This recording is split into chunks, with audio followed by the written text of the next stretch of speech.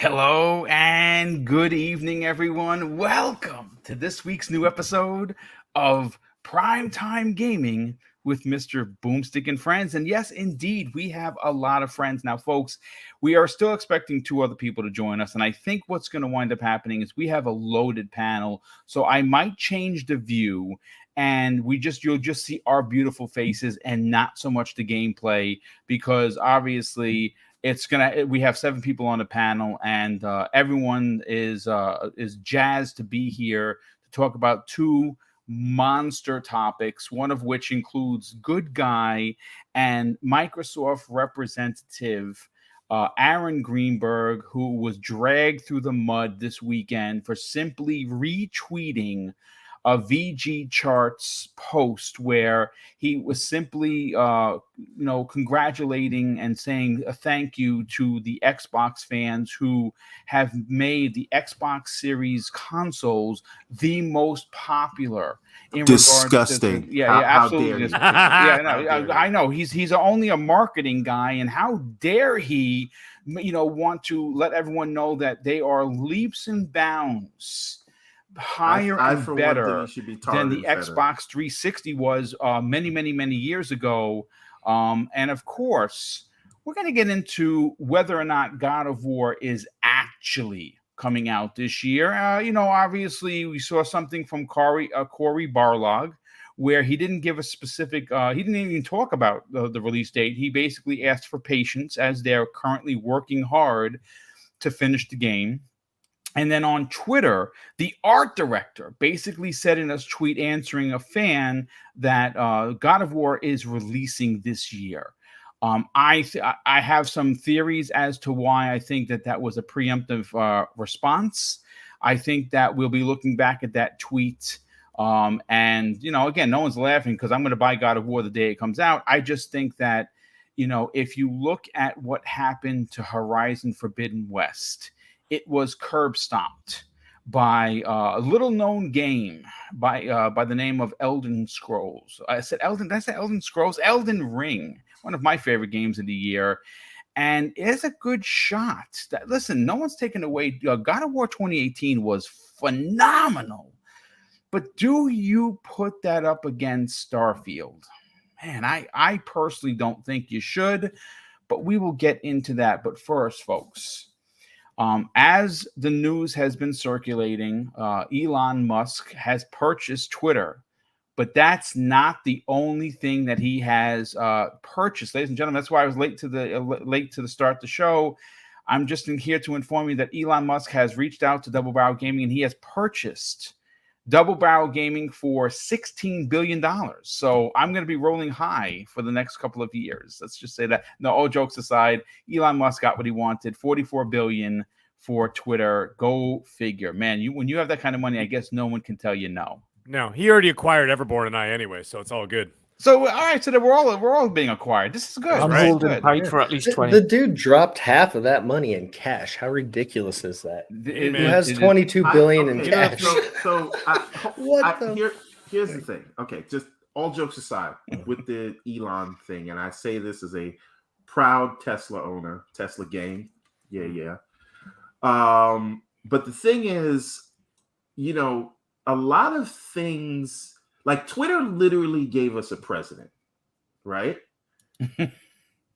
It's as much as we say it's not a real place, and it's not, it is where a lot of conversation is happening. And it is how people sort of gain platforms, and like the idea that it is privately owned by a tech billionaire, is that a good thing?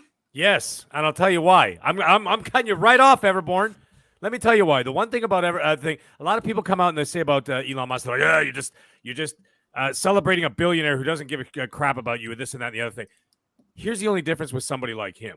So far, okay, maybe there's nefarious something behind the scenes. Who the hell knows? Maybe he's the real Dr. Evil, and we just don't know it yet. Maybe he's the Emperor from Star Wars, hasn't shown up yet, and then one day he's going to pull off the mask and be like, But for now, the one thing about him is that he is a visionary about trying to put the human civilization moving us forward into a better space. taking away gasoline and fossil fuels and all that kind of stuff and going electric, doing all these kind of things. And the chips that he wants to do as well. Like, my God, the brain chip thing stuff. Wild. Space exploration, because we're destroying this planet. So, eventually we're going to have to go Starfleet on everybody's ass and move to Pluto. Okay? These are all he's a visionary, and he's trying to move things forward in a positive direction, whether you agree with me or not. I think that this Twitter thing is going to be a whole different situation. And by the way, one thing I could tell you is that it's going to, once they remove all the bots and everything from Twitter, Randall Thor is going to have 4 followers. That's right, Rand. I hope you're listening. So here's okay. So, and again, I think you're a year one Tesla owner, right? I'm a year one Tesla owner. Yeah. That's where I was year one. In 2019, that's where I was on Elon. You're still there, Everborn. You still said it was the greatest thing you've ever bought. It still is. Greatest, one of the greatest purchases I've ever made. I would only put it behind my current home because it's a cash cow. Now, that being said, it is just that Elon is or at least as of late, has presented himself to be more of a libertarian, and theoretically, libertarian, great, but in practice, every libertarian I've ever met is an asshole. Right? So the thing is, do we really want, and by the way, and I think Kay Asante, maybe you can speak to this, maybe you can't. You know how Elon Musk's family got their money? Go ahead. Anybody? Man. Nope. They got it from diamond mines. Blood diamonds. Yeah. Yeah. And they wrestled that away from the people who really owned it. But that's neither here nor there. That's his dad's money. His money comes from PayPal, things like that. This is not an indictment on Elon. What I'm saying is, not that Twitter wasn't a hellscape anyway, so could it get worse from here?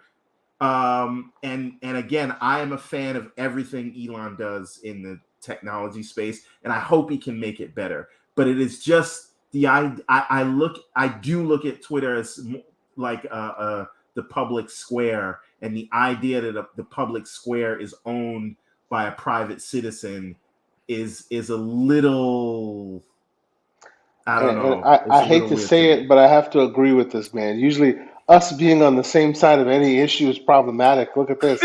I completely agree with this man, 100%. So that should tell you something. There's nothing more to be said. Although I also agree with him, as in by and large, Elon, although he's completely in his what do you call it, Tony Stark bag, by and large, he likes to do things in the public good, but still the idea of one individual owning all that, basically the public square, basically, and this is a very difficult thing pill this is to swallow. The thing, and it's not about Elon. It's about anybody. Yes, any one person controlling something as important, I think, as Twitter. Again, still not a real place, but it is where things get discussed. Well, it's either that or a corporation that really doesn't give a shit about you and uses the algorithm in order to push whatever narrative they want. It's the same thing. Yeah. In the short term, you're going to get an edit button. How many? Look at that. I like the edit got button. Kicked off of I just want a red bird. That's all I want. Change it. And then 6 months later, that misinformation turned out to be true. They can twist the narrative and the spin however they want. Dave Chappelle said it best. This is the world of spin, and he feels sorry for the young generation, right? When that Hunter Biden stuff, when people posted about him, and See, they got him. They got him. 6 months. He's back. He's back. Nope, they haven't shut him down. Go ahead. Keep talking. Keep talking, brother. If they're at your household, wink twice, and we will send help. Yeah, and what did they do? They kicked people off of Twitter for misinformation. 6 months later, turned out to be true. Yeah. Did those people get put back on Twitter? That's the stuff I don't like. And he mentioned that, by the way. He mentioned that. He's talked about it. Yeah, he's talked about that specific incident, and he's like, "That will not happen." He's talked about free speech, and this is the problem that I've got as well. Is there is, of course, you've got free speech, but there's so much thing as free speech and then extremism. Well, so there's responsibility with that. there can't be hate on top of that. Like free speech doesn't mean you're not going to be able to spread hate or in whatever reason, religion, race, politics. I don't know that Elon agrees with that. I think Elon, at least the way he speaks, is that even that kind of speech should be discussed. Yeah, that's the right? problem. Okay, look, the idea that so many assholes are celebrating this gives me pause, right? There are so many of these like hardcore right-wing dudes that's like, yeah, this is great. He's going to let us come back and spread the bullshit we were spreading before. I guarantee you there's going to be, and again, this is a discussion to be had, right? It is sunlight the best disinfectant? Meaning let idiots and assholes expose themselves, and then smart people or whatever will know not to, mess with them. So you shouldn't stop people from saying any kind of anything, right?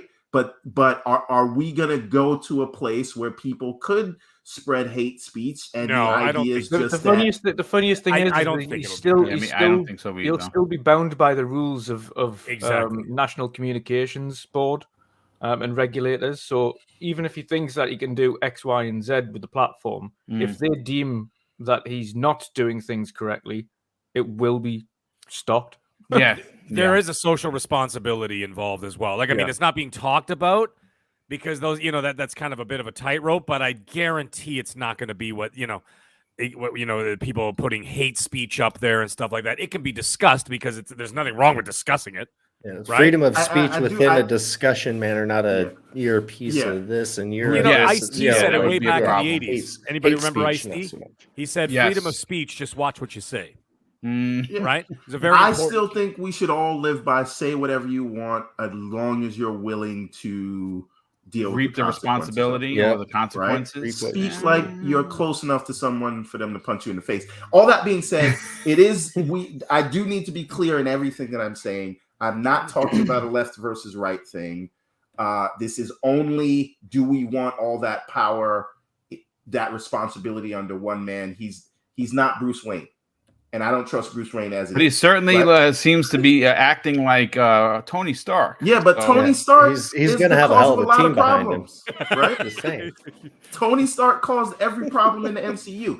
Anyway. He certainly has. So, and we'll move on from this. All I am saying is it is also clear that a lot of people are too goddamn sensitive. And just because they don't like what you're saying, they want to get rid of you. There is, right? And they want to run away and try to gain support to cancel you. And that needs to stop also, right? Yeah, 100%. I am just saying the cancel culture that we live in is disgusting. And I saw something. Someone said if George Carlin was alive still, it's a good thing he's dead, because he would have never made it in this universe. But listen, folks, Elon Musk, for that, he bought Twitter for $44 billion, got what he wanted, threw a temper tantrum. 22 of that 44 was in cash, as Husk said. We're going to not do traditional intros because the panel, but we are going to introduce our guest, Husk. Man, it has been a long time. It is great to have you a part of today's show. Love the opinions you bring on the show that you are on weekly with Wilmy Hood. Obviously, you guys have been taking a break because Wilmy was, if you didn't know, man, he was deathly ill.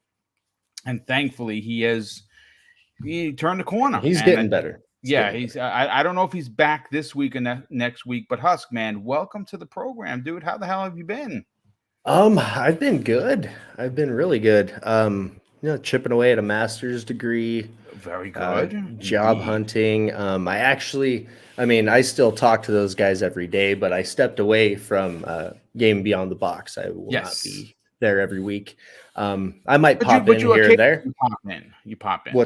Occasionally you pop in. I'll pop in here and there. I have a lot on my plate. And guest spots are cool because I can schedule around it. Wednesday nights aren't a good night for me to do anything anyway. So, I don't know. I love learning. So I've been having a hell of a lot of fun with it. It's draining, working full time, going to school full time, but it's worth it. God, yes, it is. Yeah. Yes, it is. That's- Well, listen, that's dude, that. we are happy to have you here, especially because we appreciate and respect your opinion. And we got two massive topics to get into.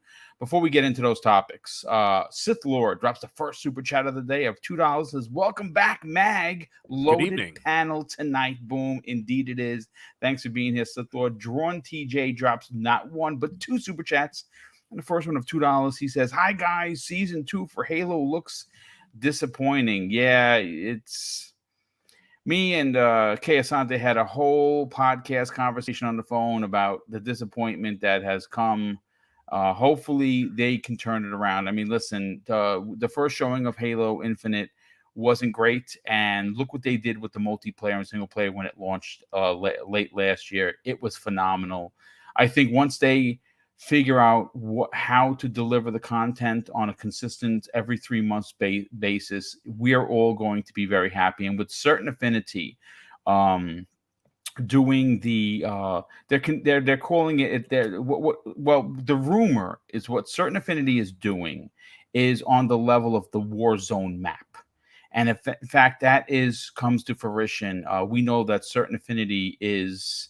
I mean, they've been with Halo since its inception, over 15 years. And they worked with both Bungie and 343 now. I think that they're going to deliver something incredibly special. And again, only time is going to tell. Drawn TJ drops a second super chat of $5. Says, "Hey, don't point the finger at all the people that are conservative. Remember, this nonsense is on both sides, bro." Yeah, absolutely is. It's just, the world is the world, brother. Everyone's opinion matters, but sometimes people take it to levels of ridiculousness. And speaking of levels of ridiculousness, let's segue into what happened over the weekend. And it was because of this tweet.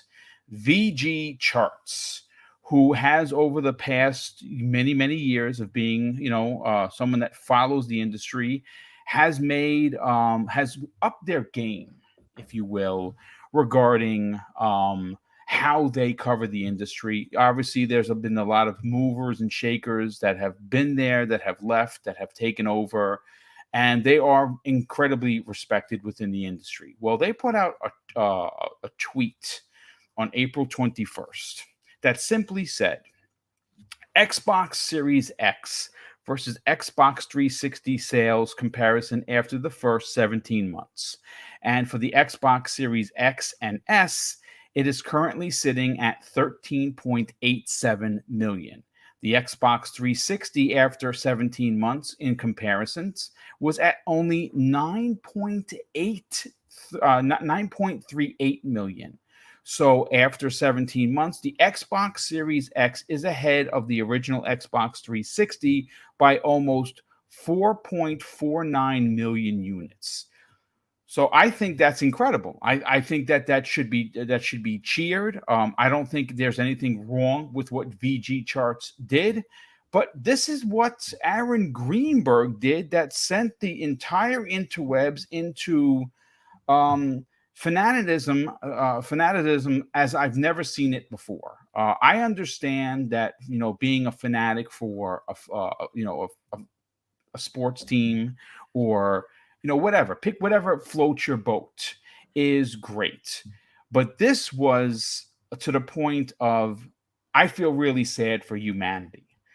And this is what Arron Greenberg said. Very, very simple. "Thanks to all the people who have helped support the growth and adoption of Xbox so far this generation. Lots of work ahead, and hopefully supply continues to improve globally as well." Well, I mean, the marketing manager of Xbox, which his actual title is the general manager Xbox Games Marketing at Microsoft, and of course he's also on the board.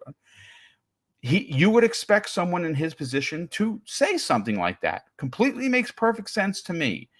Well, right after that, we had a response from VG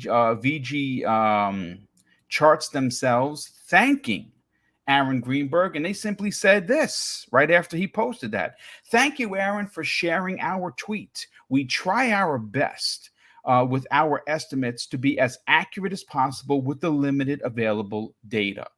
And again, no one said anything disrespectful. Certainly, no one brought up the PlayStation in any of the conversation that I just read live on the air. Husk, I got to go to you to this because you, like Wandering Dutch, Keasante, Everborn, the Mag, and myself, we saw this whole thing transpiring, and it was a bit of a head scratcher because people started making up opinions on how can Arron retweet this. And what's interesting, we were talking about this in the green room, someone went as far as to pull a tweet, folks, from not 12 months ago, but 12 years ago, when Arron Greenberg simply said something to the effect of, "Well, who watches these? Who watches these? These charts anyway. Console sales don't matter." And that at that time, it was a PlayStation versus the Xbox, not in this particular manner. This was just, hey, Xbox 360, which was one of Microsoft's most popular systems in 2 generations ago, compared to the current Xbox Series X and S.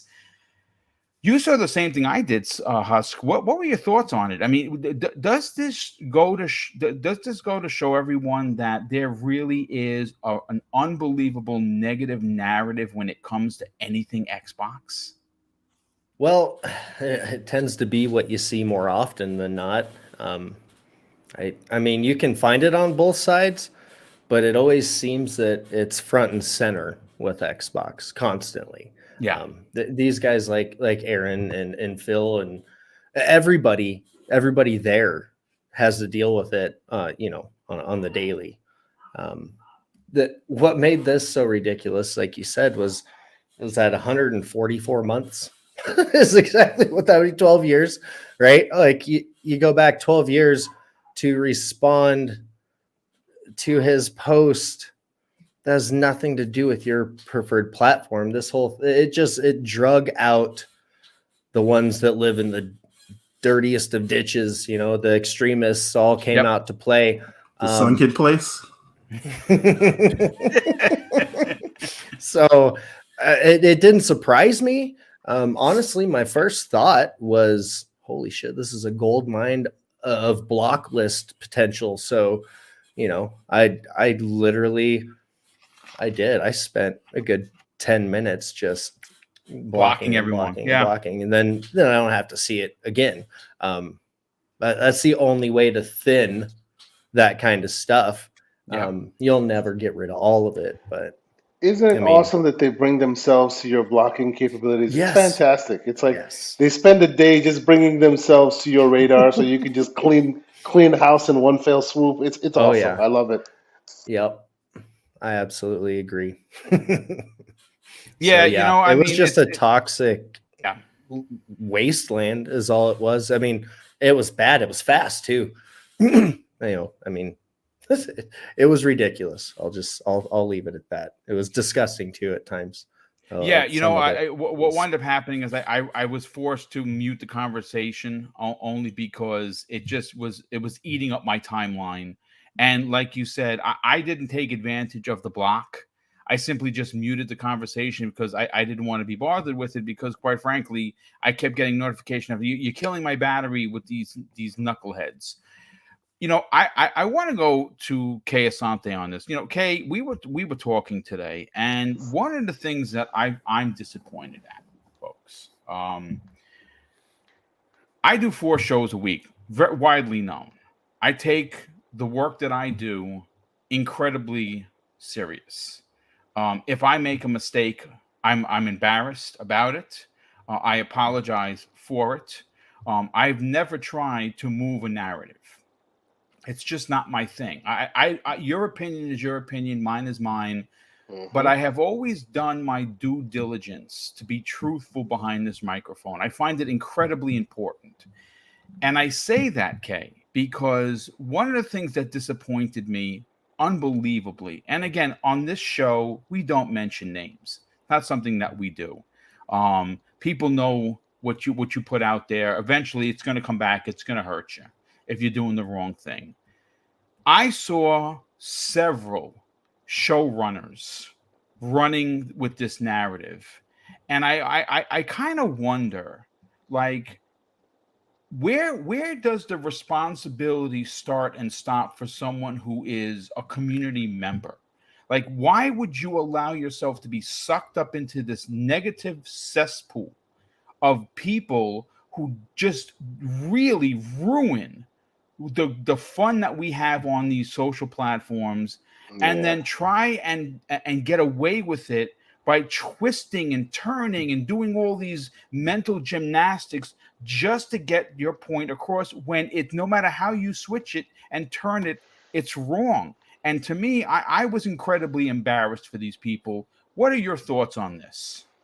So, just so that we're absolutely clear on this, and for those who aren't fully understanding where all of this came from, VGC Chartz has their method of getting their data, right, which has been notoriously always criticized for their accuracy. Why? Because their numbers are an extrapolation rather than actual data officially from various sources. So instead of, let's say, they're pulling the data from PlayStation, who says we sold X amount, they're pulling from either retailers or shipped to retail stores, things like that, and they're using that data to extrapolate. So because they do that, there is a chance that they're able to make not like heavy mistakes, but they can make potential mistakes in the sense of, hey, was this shipped to store or was this shipped to actual customers? That's a potential mistake that they can make, right? So because of that, a lot of folks haven't really put too much stock in VG Chartz numbers. They always say, okay, it's a good number to look at, but if you want the real gauging system, that's right. If you want the real accurate numbers, good if you wait for the official. If it says one platform is doing well, it. we're going to get to that because I think there we go. That's where we're going. That is Exactly. where Kay is Exactly. going. Yeah. Exactly. So, but much like, and I will leave Mr. Everborn Saga because I know he will thread this needle very accurately for me. So I'll set this up and let him knock it down. But much like how folks regard Metacritic is exactly the same way this is being regarded as well, right? And we all know this, we all see it happening, but the same narrative is building because for the longest time, Metacritic, same narrative. The charts that are being collected specifically in the UK's physical charts, same exact narrative, right? These are all they're all side numbers that are being collected just to see certain aspects of gaming that don't necessarily account for the entire global number. They don't necessarily account for the main aspect of gaming. But of course, in these console war streets, this is how people get their rocks off, as it were. So they're using it for the back and forth, right? We know that it's interesting numbers, right? And I actually wish we could actually focus on what's more interesting about them, which is that it looks like Xbox is actually doing some interesting things here that we should probably be talking about. Although we can all caveat it by saying first and foremost, hey, these aren't accurate numbers because Xbox no longer gives accurate numbers. We get all that, right? None of that mattered at this point. And if you really wanted to be fair about it, you could actually look and see that Microsoft and Xbox as an organization stopped providing those numbers after Arron Greenberg sent that tweet like 12 years ago or whatever. So when he was talking about those tweets, he was well within his rights to make that assertion. And since that time, the company model has changed. Right, that was 12 years ago. Obviously, things have changed, right? Mm-hmm. So at this point, anybody who's using this thing for anything more than, hey, that's an interesting thought experiment as to what's going on in the environment right now, doesn't necessarily mean that Xbox has won, break out the champagne. No one's saying that because we all know the numbers are less than accurate because that's part and parcel of the VG Chartz thing that's been a part of this gaming discourse for a very long time, right? So no one really that knows what's going on can use any of these numbers seriously. But of course, as with all things, right? As with the physical numbers in the UK, as with all these other metrics that are, as Everborn has said, that only matter when one side is winning. This is now becoming a talking point.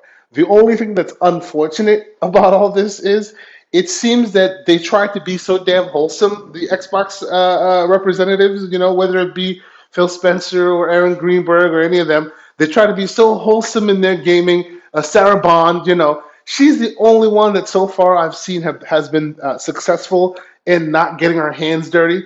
But all the others seem to be so wholesome, and then they come out and they say something or do something, and the negative fringes of the community come out and show their ugly side towards them. Sarah has so far been lucky enough to avoid that stuff, but all these other guys always seem to be like, well, all we were doing was just talking up our brand. Like this, it didn't have to get so serious for some reason. But it seems like only Sarah so far has been able to avoid that. Well, you know why that is. Sarah's fans. We need a name for them. I count myself among them, but they're like the beehive. Sure. They're like the beehive. You go vicious and protective. Vicious and protective. They're on your ass. Indeed. So go against Sarah Bond at your own peril. Indeed. That's right. I don't know if we want to call them the secret agents or what we want to call them, but they need a nickname. No, the beehive sounded pretty good. Yeah. You know what? Let's bring in Everborn Saga, who probably will not be as polite as both Husk and I'm KSante a blunt instrument tonight. You saw what was going on, and you kind of got yourself involved, and you did some auspicious tweeting yourself, to combat some of the shenanigans that's going on. You were not shy in your words. Let's just say that. All I do is hand out free shoes, Boom. If they fit you, try them on. I love it. If the shoe fits, my dad used to say that a lot, man. I'm like the Al Bundy of Twitter. Oh my God. So listen, honestly, this was taken out of context in a way that, again, lots of mental gymnastics were being conducted by some pretty toxic people in the community when Arron was not even comparing apples to oranges. He was comparing green apples to green apples, meaning that we sold green apples back many years ago, and this is how many we sold, and the new green apples are doing so much better, which of course he is in marketing. That's what he does. Can we call it flailing instead of gymnastics? Yeah, pretty much. That's good. I like that as well. Very sharp there, Husk. I like it. Honestly, let's dig down this deep rabbit hole. Everborn, what was your honest take on this? And first of all, pause, but please continue. Why does this continue to happen? Like, obviously, you made mention of something that was very interesting. You said that one particular brand is, if this would have happened to said brand, it would have been cheers and bottle popping and confetti. But the fact that it's Xbox, it always seems to be an industry and community double standard. We've seen it time and time again. You would imagine at some point that people would just get tired of it. This is a competitive generation. Xbox isn't sitting on their hands. They are a well-oiled machine, and they kind of have Sony on their heels. There's no doubt about it.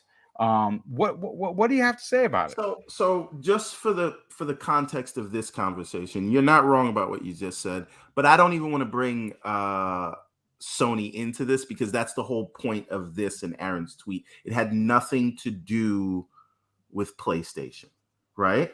Correct. So if you feel like your honor was impeded upon, right, and like it had nothing, this wasn't a console war thing. It wasn't even about the numbers. It was only Arron who would actually know these numbers, acknowledging that, hey, this is the best Xbox has ever been doing. Xbox is back. We're working hard, and we still have more work to do. The most innocent of things, something that should be celebrated. You know why? Because they all said, boom, they all said they wanted competition. Right? They all did. That is correct. And again, this is before we get to NDP, which I don't know if this is on your plan to talk about, but I will bring that up later. All those people right? And you have to look at this. All these people that got mad at Arron Greenberg, and I wonder if people have like old Arron Greenberg tweets printed out and taped to their wall, just waiting for him to come Like out. the Unabomber? Yeah, this is what I'm saying. You said it, and it hurt my feelings back in 2014. Right? So the thing is, like, it actually offends people to hear any sort of positive news. And I'm not being hyperbolic when I say that. This is the same crowd. The reason we're talking about this, because the same people that shared predictions that PlayStation would outsell Xbox 2-1, these are the same people that had no problem retweeting VG Chartz, right? I have the receipts. I haven't shared them because I don't want to get down into that mud, at least not now. I'm waiting for somebody to pop off, and then they're the bullets are in the clipper, was what I'm saying. Now, but these are the same people that were happy to share VG Chartz when it said PlayStation was predicted to outsell 2-1, when during the holiday season of 2020, PlayStation sold more than the Xbox because they had more to sell, right? So VG Chartz is fine then, but now how dare Arron Greenberg? And the worst part about it is there are people, which we will not name, from Bloomberg, right? People that we look to for reporting that were mad that, and remember, there are people arguing with Jeff Grubb. Again, we're not going to say the names, but arguing with Jeff Grubb that how dare they ever take VG Chartz seriously. And again, it's not about the numbers. It is just an acknowledgement. And how many of those people that poo-pooed, because is it possible? Let's say, even though in 2017, a new person took over the numbers and they changed how they do it, right? And last I checked, 2017 came after 2010 or 2011. Yeah, just by mere mathematics. Right? Now, yes, isn't it possible that even if VG Chartz completely pulled those numbers out of their ass, isn't it possible that Arron Greenberg might know if they got close to that number? Yeah, yes, he actually is would that know. Is that at all a possibility? Yeah, but no, he can't. He can't say anything, right? He can't say anything directly, hence his tweet, in my mind. Now, all those people, again, the tweet wasn't even about the numbers, right? But all those people, how many of them did you see tweet about NDP today when the news came out? That that was a Benji Sales tweeted the Xbox had the best March ever. Let's not even go to Benji Sales, even though Benji Sales is credible and reliable, right? Mm-hmm. Shout out to Benji Sales. But let's go directly to the source, Matt Piscatella. Yep, Matt. From NDP, right? What did they say? Not only was it the number one for March, but it's also they made the most money in the first quarter of the year. Right? Yep. So all of those people that were mad at Arron Greenberg, are they cool now? Right? So the point is, NDP just basically verified what VG Chartz said. So is Arron Greenberg sharing false information? Or are we saying don't ever look at VG Chartz for anything? Because I promise you, every one of those people that were complaining have retweeted VG Chartz when it suited their narrative. Yep. Right? And this is the nonsense of it all. Did it hurt you that much? Right? Like, where did show me on the door where Xbox touched you? Right? Why would it bother you this much? Right? You don't see me going around getting mad at VG Chartz when PlayStation wins a quarter or a whole generation. It is what it is. Right. But it's the same people that every time there's some kind of positive news, they get upset. And this is not, at least for me, it's not. It's not an Xbox versus PlayStation thing. I'm specifically talking about the people that got this upset and started crying, right? They're crying at Arron Greenberg. So, every time he tweets, and I do want to add another thing though, right? Kay, you said how everybody is at Microsoft is kind of squeaky clean with all this stuff. I promise you, right? They are competitors, right?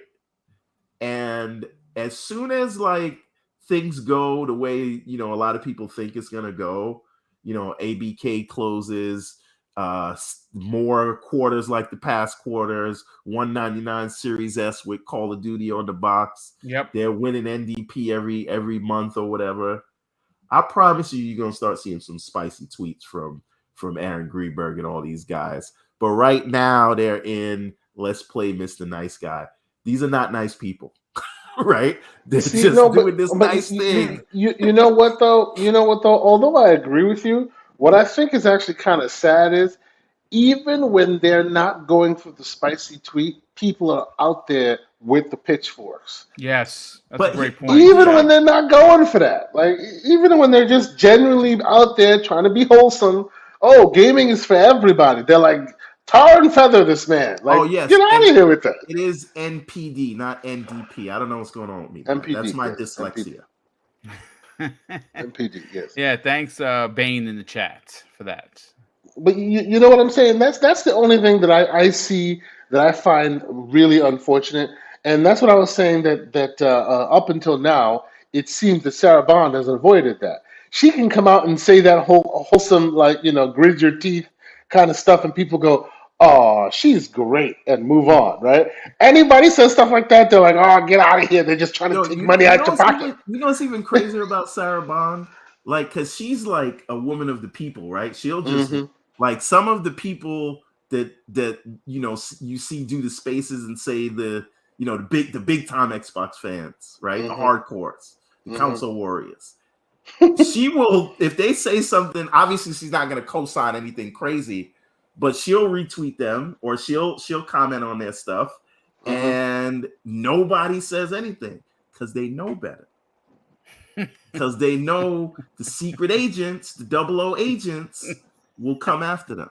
I mean, we can end this conversation just by saying we can end this conversation just by saying that out of all of us here, Miss Sarah Bond follows Mr. BoomStick XL, so we'll just leave it at that. So we'll move on. It's fine. That is very true. I'm completely honored and still very humbled by such a thing. But that is true. Those are true words from a very if Arron Greenberg, gentleman. and I think Arron Greenberg probably does follow you, Boom. But if Arron Greenberg just follows somebody or likes a tweet, it's like the radar goes off, right? They're like, yeah. You know that Batman meme where the signal comes up? It's like Greeny said something. Yeah, the Warriors come out, right? The Warriors come out ready for the fight. Yeah, it's disappointing, but listen, let's bring in Wandering Dutch. And Dutch, I bring you in because you had an incredible experience with Mr. Greenberg. He obviously took the time. Hey, Boom, I'm sorry, just one more thing. Yeah. I want to shout out Dutch for the indie game showcase. Yeah, we're going to get to that right now. That was just magnificent. Amazeballs. So shout out to you for doing that. But yeah, sorry, 100%. And Arron, worked with you, sent in a recorded video to support the indie game showcase 2022. It's obviously the second one that you guys are doing. It was 50 times better than the original in every way, shape, or form. And obviously, one of the things that can be said about Microsoft brass is that they are entrenched with the community in one way or another. And Greenberg's, appearance in your indie showcase proves exactly my point. When you heard this was going on, for him simply saying, "Hey, man, this is great. Thank you to the fans that help us get here, and we're doing this much better in a generation that's only 17 months old." To see people run with a narrative as if he basically said, "Well, thanks to this, PlayStation is now shit." That because that's what they were acting like, and he didn't even mention PlayStation. What were you as disappointed as I was in some people that we know in this community that just really let me down? No, you know what it is. It's becoming quite a staple to the PlayStation community to really hate on Arron Greenberg for something that their executives have been doing for years. Yes, that's a great point. So the if we go back even to the beginning of last generation, the previous executives of PlayStation loved to stoke the flames of console warriors. With silly little GIFs and videos directly after Microsoft making mistakes. Yeah. And really that's where the console warring started to increase significantly. The whole sharing of digital media and physical media and things like that, and making a mock-up video and putting it on YouTube about it. I mean, if you want to talk about stoking the flames of being a console warrior, that's exactly how you do it. The fact that they've taken a severe dislike to Arron Greenberg for doing exactly what the executives were doing last generation on PlayStation side, just says to me that they can take it. They can give it, but they can't take it. If you want to give out the the same amount of silliness as you're taking in, then but you can't do that. So. Arron Greenberg himself, he's an awesome guy. He's got absolutely 100%. all the time in the world for the community. He has a bit of fun from now and again on Twitter, but everyone does. The thing is I think it's becoming more prevalent for PlayStation guys to really get on the backs of Xbox. Anybody that works at Xbox, not even just Xbox executives, but anybody that works at Xbox that happens to have a Twitter account, because next to nobody from PlayStation is on Twitter anymore. Corey's left Twitter. Jim Ryan's not there. Yeah. Mark Cerny's barely on Twitter. Literally nobody comments on Twitter anymore. Yoshi's like quiet. Yeah. He never says anything. So who have you got as a community reference? There's no PlayStation hierarchy that are actually proactively involved in the community. Corey Barlog was, and then I think he got sick of the stupid discourse that was on there and just decided to step back. And I don't blame him, to be honest, because Hey Dutch, are you implying that they don't care about the people that go so crazy over them and curse? You know what it is? I don't think they care about the radicals. No, but that's my point, right? Yeah. Like these people go so crazy to defend the honor of people who won't even engage with them. Yeah, and these are the same studios that are like, we're talking specifically the Sony studios. These are the same studios that are begging Sony hierarchy to let them put their games on a different platform. Listen, we can get more people playing our game if you let us put it on PC. And every studio at PlayStation had to tell PlayStation to let them do it for them to eventually go, okay, then we'll invest in PC as well. But it shouldn't take that much for them to have common sense that more than what platform is better for you. Like it's just basic common sense on both the business grounds and viewership. For people to view and play your games, to have it in more than one place is going to be better for you in all fronts, financially and in terms of engagement. But obviously Sony fans have had it indoctrinated into and I'm talking extreme fans, not the corporate soldiers, normals. Yeah, corporate soldiers. That's a good way of putting it. The plastic warriors have had it indoctrinated into their brains that it has to be a platform exclusive and be absolutely nowhere else for it to count and for it to be worthy of your time and money. And that is just obscene. Like, and this is another thing when it comes to VG Chartz. Yes, and even VG Chartz admitted they never used to be the most reliable source of information up until 2017, where they had a complete rehash of how they get their data, how they source their information, and now it's the likes of NPD, as well as every other digital and physical media statistical website that is used, full stop, is where they aggregate all their information from. So to now say and this is from 2017 onwards, to now say that VG Chartz isn't reliable would be to say that NPD and all other charts are also unreliable. So Arron Greenberg just simply, and this, as you mentioned before, how silly it is. It wasn't anything in relation to PlayStation. It was completely just comparing the fact that it was doing almost twice as good as the 360 generation, which was the most popular and the most successful Xbox generation there was. So to compare it against that and say, listen, we're well above where we were for 360 terms. We're really good position, but we want to do better, and we will continue to try to improve, and obviously try to bring more consoles to the market to make sure everybody's got one. That was it. That was the tweet. For them to take some kind of offense to that and start citing NPD, the fact that NPD had to, not NPD, sorry, VG Chartz, the fact that VG Chartz had to come out and say, listen, we reworked our statistical system and our data kind of aggregating system back in 2017. So to start calling us unreliable now would be to kind of call every other aggregation website unreliable. But Dutch, maybe they are unreliable. It isn't about that. Yeah. If Arron Greenberg retweets it, it just means in that case, for that tweet, that set of numbers, they got something right.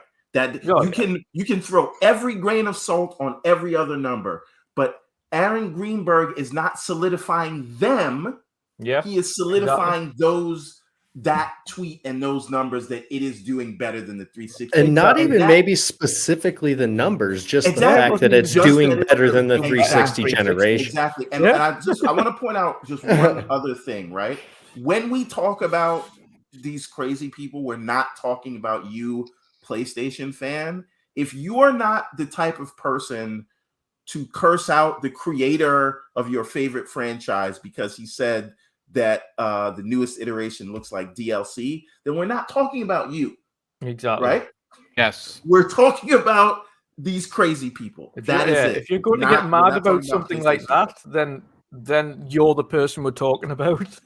If you're not the type of person that's getting mad at that, then you're not the type of person we're talking about. Free shoes. That's all we're giving out. Exactly. Free shoes, indeed. But that's, you are right though, Everborn. It's nothing to do with the numbers.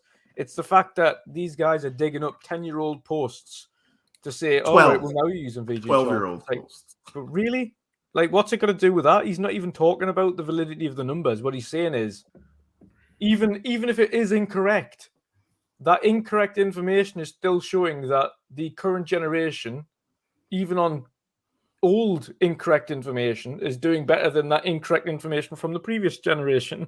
Right. So either way, no matter what way you look at it, the information is still showing that the current console is still performing better than a previous generation of its own console. It's not to do with PlayStation.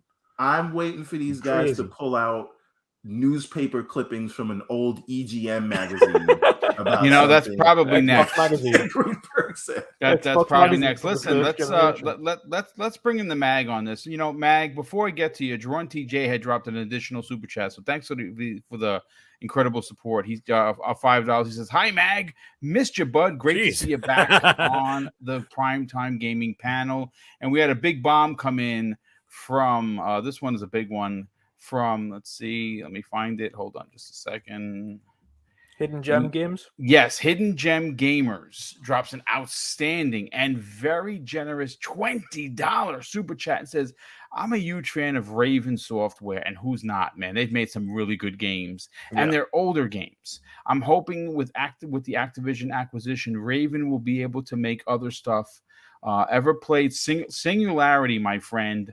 I beat that game twice. It was Hidden Gem on the Xbox 360. I guarantee you 90% of the chat, which we have over 200 people here, folks. And if you're here, hit the like button, share this on social media. I don't know if that's weird. I don't think the notifications are going out because we normally get a really good crew to be here, 300-400 people. And I'm kind of wondering because I have 2 YouTube accounts and I didn't get notified, and it's my show, which is just ridiculous. But yeah, I agree with you. He says it was Raven's last original game. Phil Spencer wants a new one. Yeah, he sure did talk about that. Yeah, I would say for me personally, Soldier of Fortune by Raven Software. Ooh, that's a good one too. Yeah, dude, I'm with you, brother. I'm with you, Dutch. I remember that one. So listen, Mag, Yeah. now that we're up to date with the super chats, for some reason, as nice of a guy as Greenberg is, as much as he does for the community, as much as he gives back, as much as he interacts with the common folk, this is the same dude that was lambasted by these same people when he changed his gamer pick to Crash Bandicoot doing this. And now he is back in the news, unbeknownst to him, because I'm sure he doesn't really give a flying you-know-what, that he simply was comparing older 360. Now, folks, and the reason why there's validity to what he did in this tweet is the Xbox 360 era, if you're new to the world, is considered the best Xbox generation of all time. And that's a fact. That's not even a suggestion. They outdueled Sony in such a way that Sony caught up towards the end, but it really was an Xbox generation led with lots of exclusives, second and third party, as well as first party. It was a glorious time for Xbox. And this was during a time with the Red Ring of Death. Somehow that didn't kill the brand. It only made it stronger. So to see the Xbox Mag, the Xbox Series X and S, doing so much better than their premier Xbox era in the 360 era is really something to be said, and it's something to be celebrated. And the guy that's ahead of marketing, why wouldn't he do that? Do you think people went overboard? Yeah, of course they went overboard. But before I get into that, I also wanted to shout out Dutch for putting on one hell of an indie showcase. Yeah, man. And because I never got a chance to say anything before the show because I showed up right when we started. But Dutch, amazing work, buddy. I look forward to seeing what's going on next year. And last thing I wanted to mention is the very criminally underrated Call of Duty Cold War campaign, which Boom has showing right now. It was really good. You guys haven't played it? Man, is it ever good. It is. Anyways, down to the nonsense. How is this a surprise to anybody, by the way? How is any of this a surprise to anybody? Not just what the response has been, but how about Xbox's performance? How is this a surprise? We've been calling this for years, especially people who follow the Xbox community, the Xbox brand a lot closer than, let's say, the average gaming citizen or whatever, right? We've been saying for years. Of course, we were laughed at. We're saying, guys, look at the trajectory of where this is going. This is heading, and I think I said it, we all said it. We're saying this is going to be the 360 generation all over again. Boom, we must have had half a dozen shows called Is the new Xbox going to be the new 360 or whatever the hell? Yeah, but it's got NOS. It's moving way faster. Right, it is. Now, also keep in mind that gaming has grown exponentially, right? Since the 360 and beyond, right? It just keeps getting to bigger and bigger audience. You remember back in the days, guys, when you were a gamer, you were a nerd. Now everybody's doing it, right? So it's just part of the cultural norm. However, anyways, then you see the trend moving forward. Then you see Xbox wins the 2021 Publisher of the Year. How is this a surprise? They are performing, right? And then all of a sudden, what's going on now? Now you've got VGC talking about how they're the 2022 NDP, Jesus. Everborn, this is your fault. MPD winners multiple times for either, not just for console, but for money, okay? Month after month. It's been at least, 2 months now? I think February and March. They actually won the quarter, the first quarter. They won the quarter. There you go. Yeah. Okay, so basically, so far, they've essentially, if you think about they've won the quarter, so far, and like I said, don't get all twisted, so far, they're winning 2022, just like they won 2021. Okay, and we called this again. And why? Once again, with no bangers. No, with no bangers right now. And you know the thing is you don't need bangers because you've got the mind share. When Sony dominated in the PS4 generation before Uncharted 4 came out, they had dick all. But they dominated because they had the mind share, Boom. Okay, they had the mind share. It didn't matter. They could have been releasing indies for 3 years, which I believe they kind of did, right? Before Uncharted 4 finally hit. And then, of course, the avalanche of awesome games that came out on the PS4. But the thing is, they had the mind share. Same thing here. Xbox has the mind share. I've been saying that word, okay? Like a mantra. I've been saying it since before 2020. Okay? This is what they had to do, and they did. Now, this whole situation about these guys going back, see, now Al Bundy said something a little earlier there, Everborn, and he was saying, when Sony was Changing winning, my name to Ever Bundy, by the way. It's a great name. When Sony was winning MPDs regularly in the PS4 generation, not a peep. No one questioned, or very few questioned the validity of the numbers, did they? No, they just took it as fact and just, there it is, guys. There's the headline. No one tried to break it down, say, are these numbers really accurate? Is this accurate? How many people are actually engaged? How many are they sold? Hey, or Mag, are they sitting on a shelf? Yes. Hey, Mag, it doesn't end there, though. Do you remember when Metacritic mattered? Do you remember when Game of the Year nominations mattered? Do you remember when Publisher of the Year mattered? Yeah, and now we want it. And now sales don't matter. Every one of those categories don't matter anymore. Right. And it's pretty funny. Like I said, once again, Metacritic was the end all. Then Xbox wins 2021 Metacritic Publisher of the Year, and now all of a sudden it doesn't matter. Now then the fight is fixed. Yeah, the fight's fixed. They're paid. And then it becomes a non-story, right? Now, the thing is, when Sony was winning all these MPDs and of course, all the glory and all the headlines and this and that, what did we do? Did we go out and blindly attack Sony like buffoons? No. Because you could go back, you cancel culture, folks. Not here, but you cancel culture, folks. You like to go back in history, right? You want to go look? Why don't you go look at some of our shows, by the way, right here on Primetime Gaming from 2 years ago, 2.5 years ago? What did we do?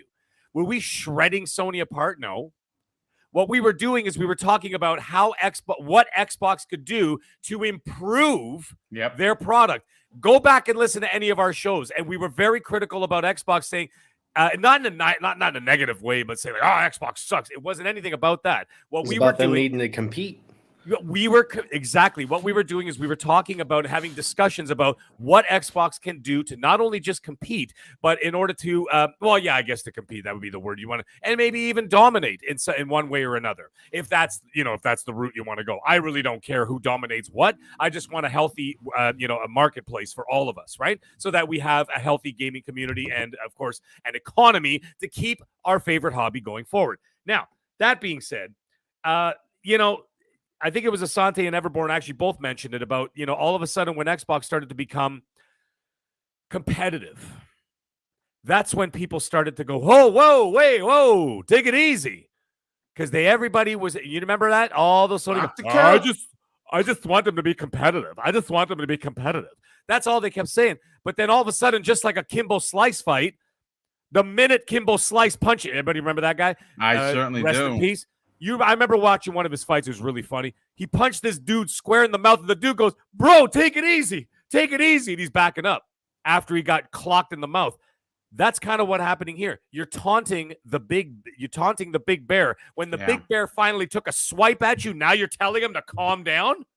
What the hell's the matter with you? I thought you wanted competition, but now you're scared of the competition because the competition is curb stomping you.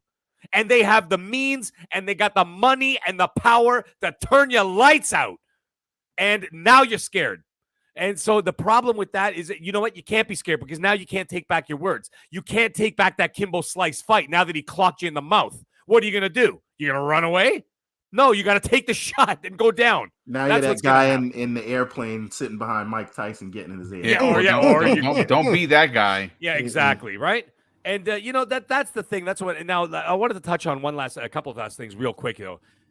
This whole going back 12 years or whatever. This whole, I'm sure we're all sick of it, guys. We're all generally middle-aged men here or whatever. And of course, people in the panel, people in the chat, a lot of us are a little bit on the older side, right? I think we're all pretty sick and tired of this cancel culture bullshit. And I got to tell you right now, going back 12 years to look at tweets and this, that, and the other thing and headlines, guys, this is the same kind of people and the same kind of fools and the same kind of people who clearly don't have a job. Going back 14 years trying to cancel James Gunn because he made a couple of jokes. Okay, this is the same kind of people. If you got that kind of time, why don't you put that effort into getting a job and maybe keeping your economy forward? And you wonder why China is dominating the global economy. Okay, because if you got time to go back 12 years to go look at Arron Greenberg's tweets or some headlines, you got time to go get a job. Go get a job. Yeah.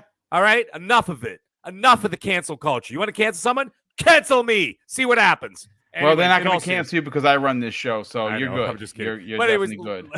Last thing I wanted to say, just whatever. Sorry, I was just getting a little spicy there. Just that stuff touches me. Anyways, the last thing I was going to say is, someone posted something a little while ago saying, is an honest question, and it wasn't even a poll. It was just an honest question on Twitter, if that's even possible, and it was just basically like, why do people, recently or whatever else, it seems to have a lot of hate for PlayStation or this and that. I'm just asking honestly as a PlayStation fan. I just want to know.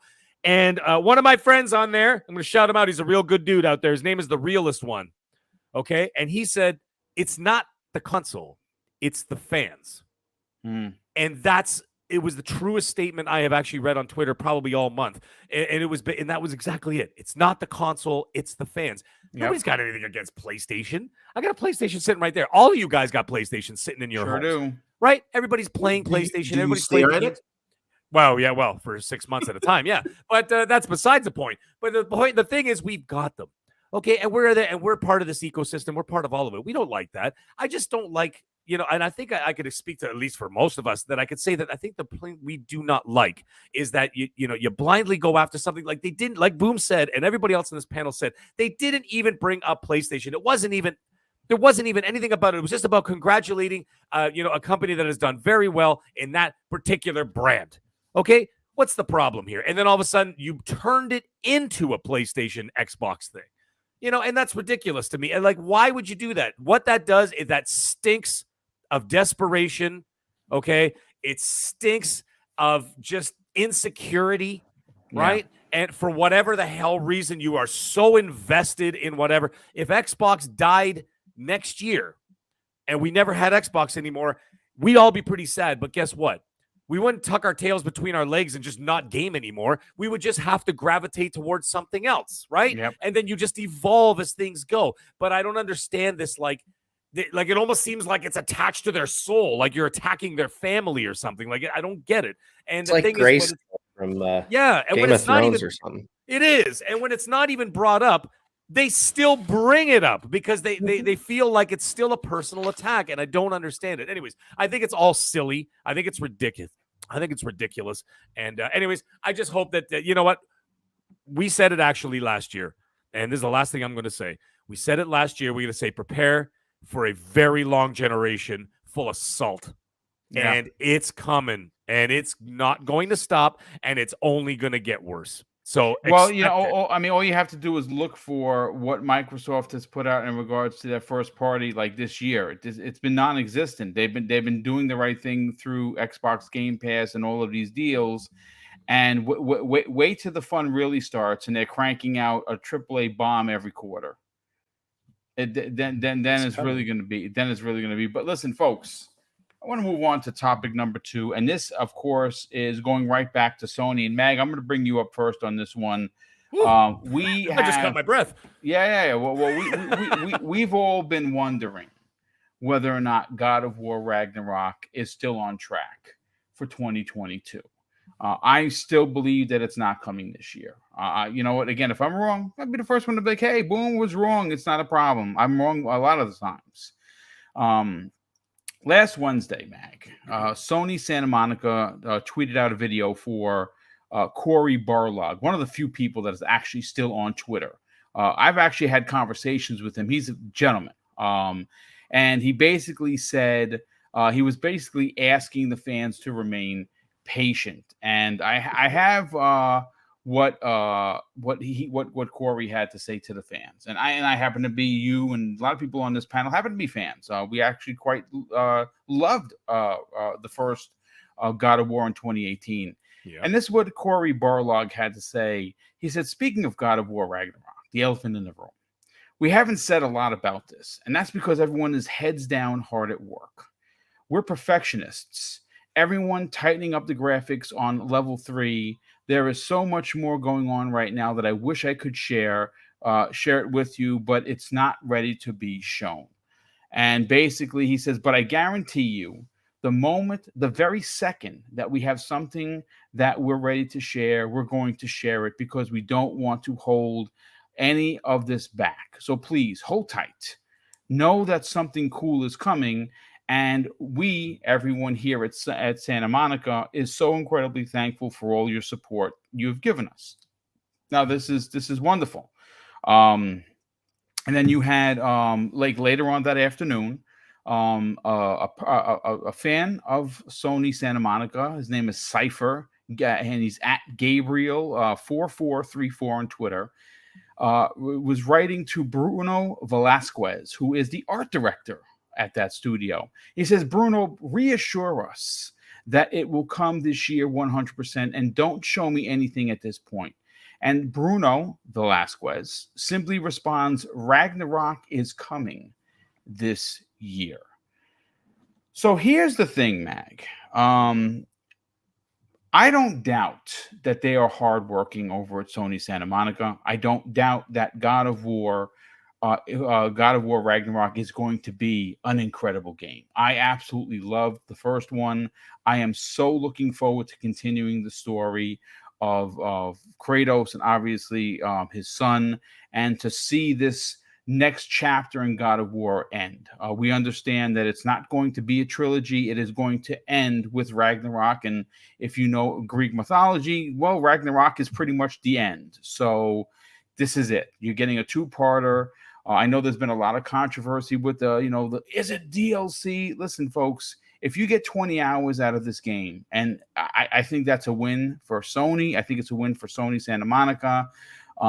I didn't play the first God of War for 20 hours. I think I've invested 60 or 70 hours because I'm a completionist and I like going and finding everything I could find. And I will play this game for 50 hours as well. Though the question, Mag, isn't so much is the game ready? Because it could very well be. They could be just touching up the graphics. We got to remember the mocap actor unfortunately had 3 massive life-changing surgeries, and Sony waited for him. And he actually put it on his shoulders that it's my fault that the game got delayed. I don't think it's his fault at all. I think he was just being a gentleman.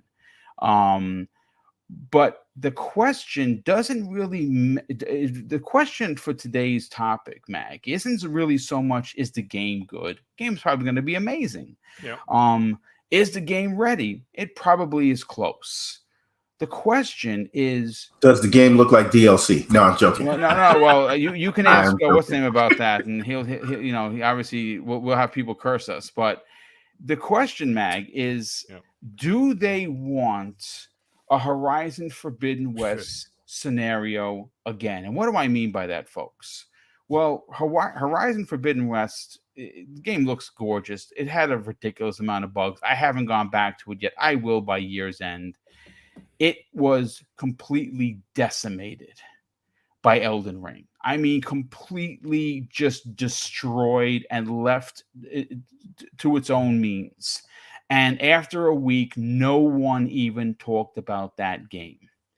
And there's a very good chance that if God of War, I understand Kratos is incredibly popular, Mag, if Kratos were to go up against something like Starfield, this could be another scenario. What are your thoughts on this? Yeah, wow. Do you feel that Sony might be in a better position to launch this game in the first quarter of next year, as opposed to the holiday quarter, which is packed? Yeah, and that's something we've talked about before.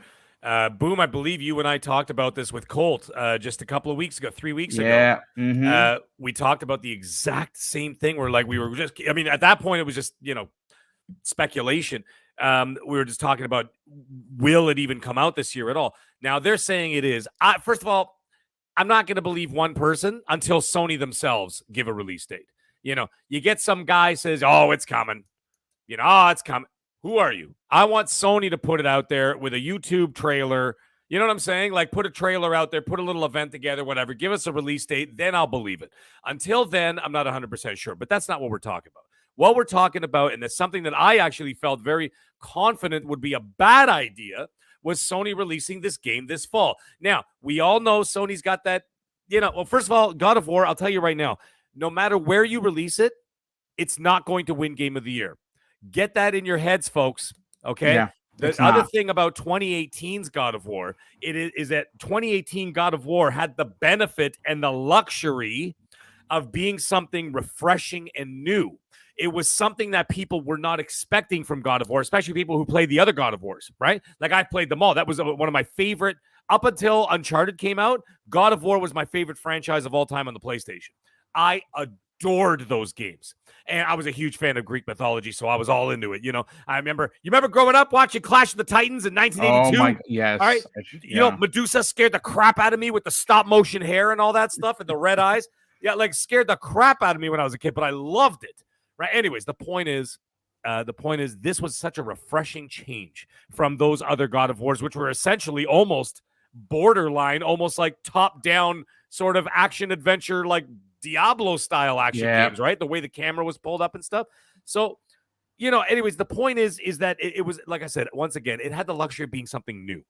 And because of that, I think it got a lot more recognition in a positive way because it was like, wow, look at this.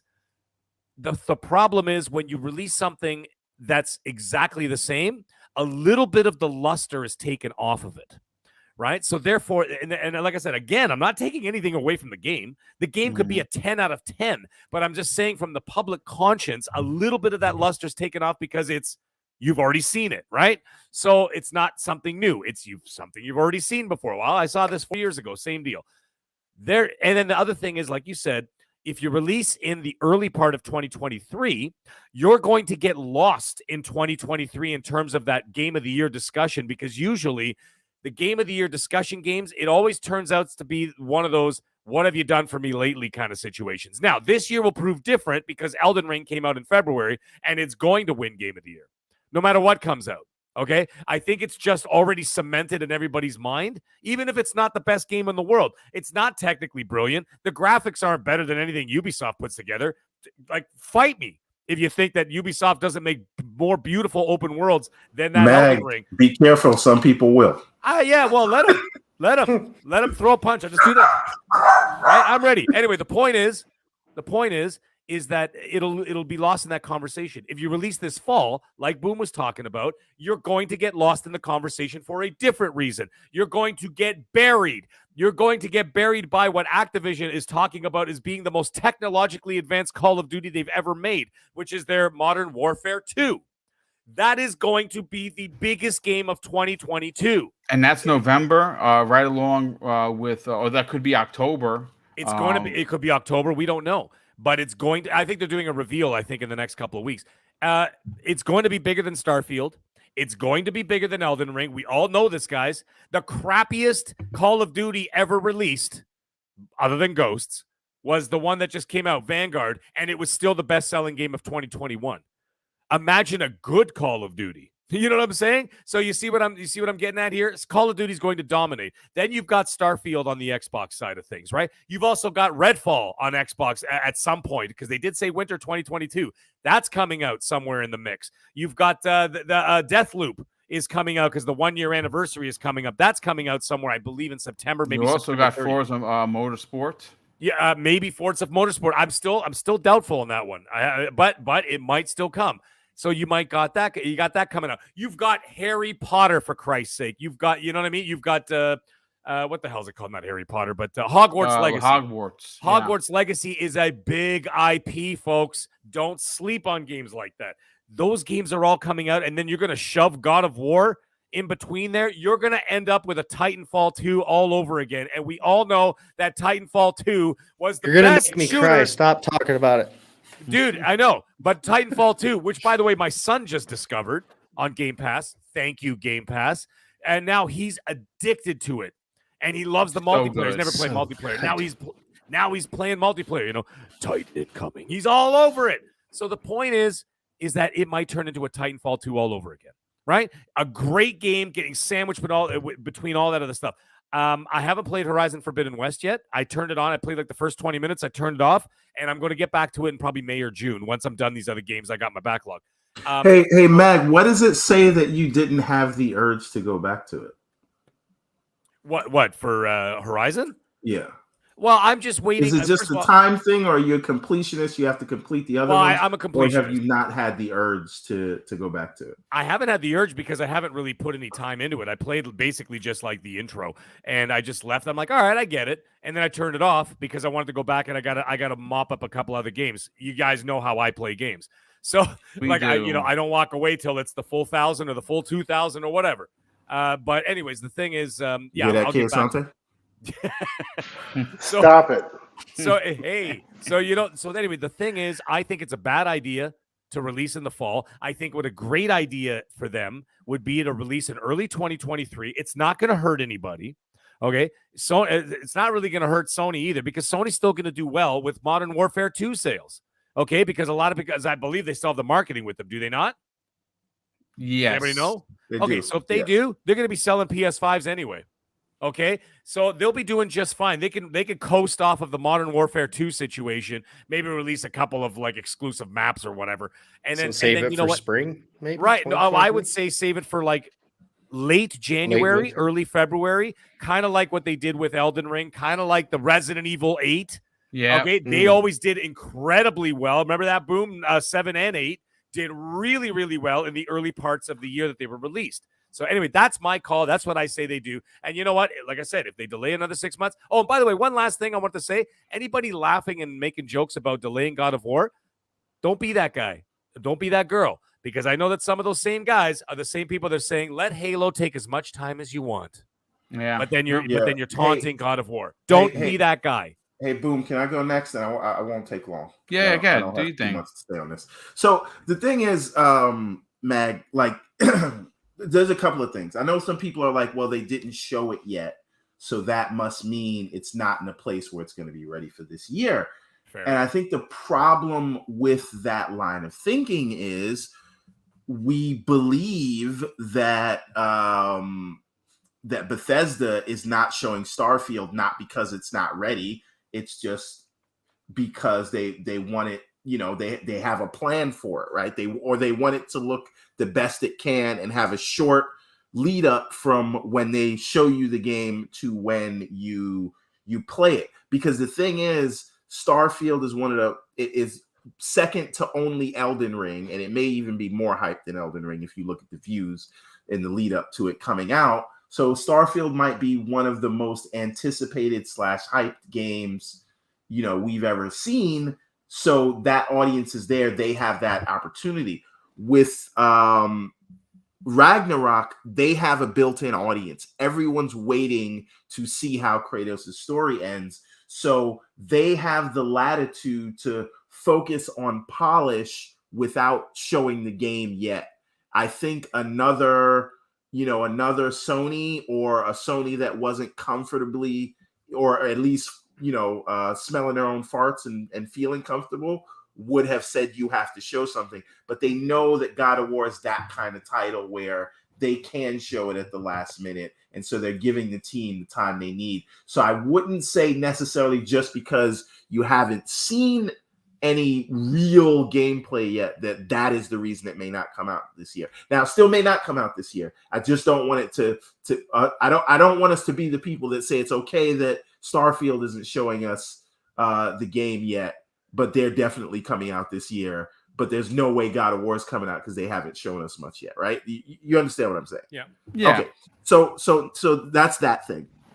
Now, we also, I was one of those people saying a long time ago that even when they first actually showed, the trailer for it at the Sony event, that I don't think it's coming out this year. I knew it was never coming out in 2021. I knew that was a bold-faced lie because all they showed was a GIF, right?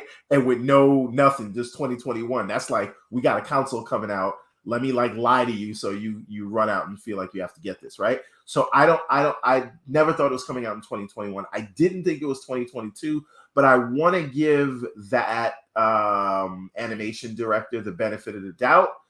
And if he says it's coming out, I'm gonna go and assume it's coming out. Although I do find it curious. Why is he saying that and not Sony? Well, more so. Well, first of all, Corey is not the director. So no. But Corey didn't say it was coming out this year. No, that animation director, Bruno. Yeah, Bruno said it was coming out this year, and we don't talk about Bruno, right?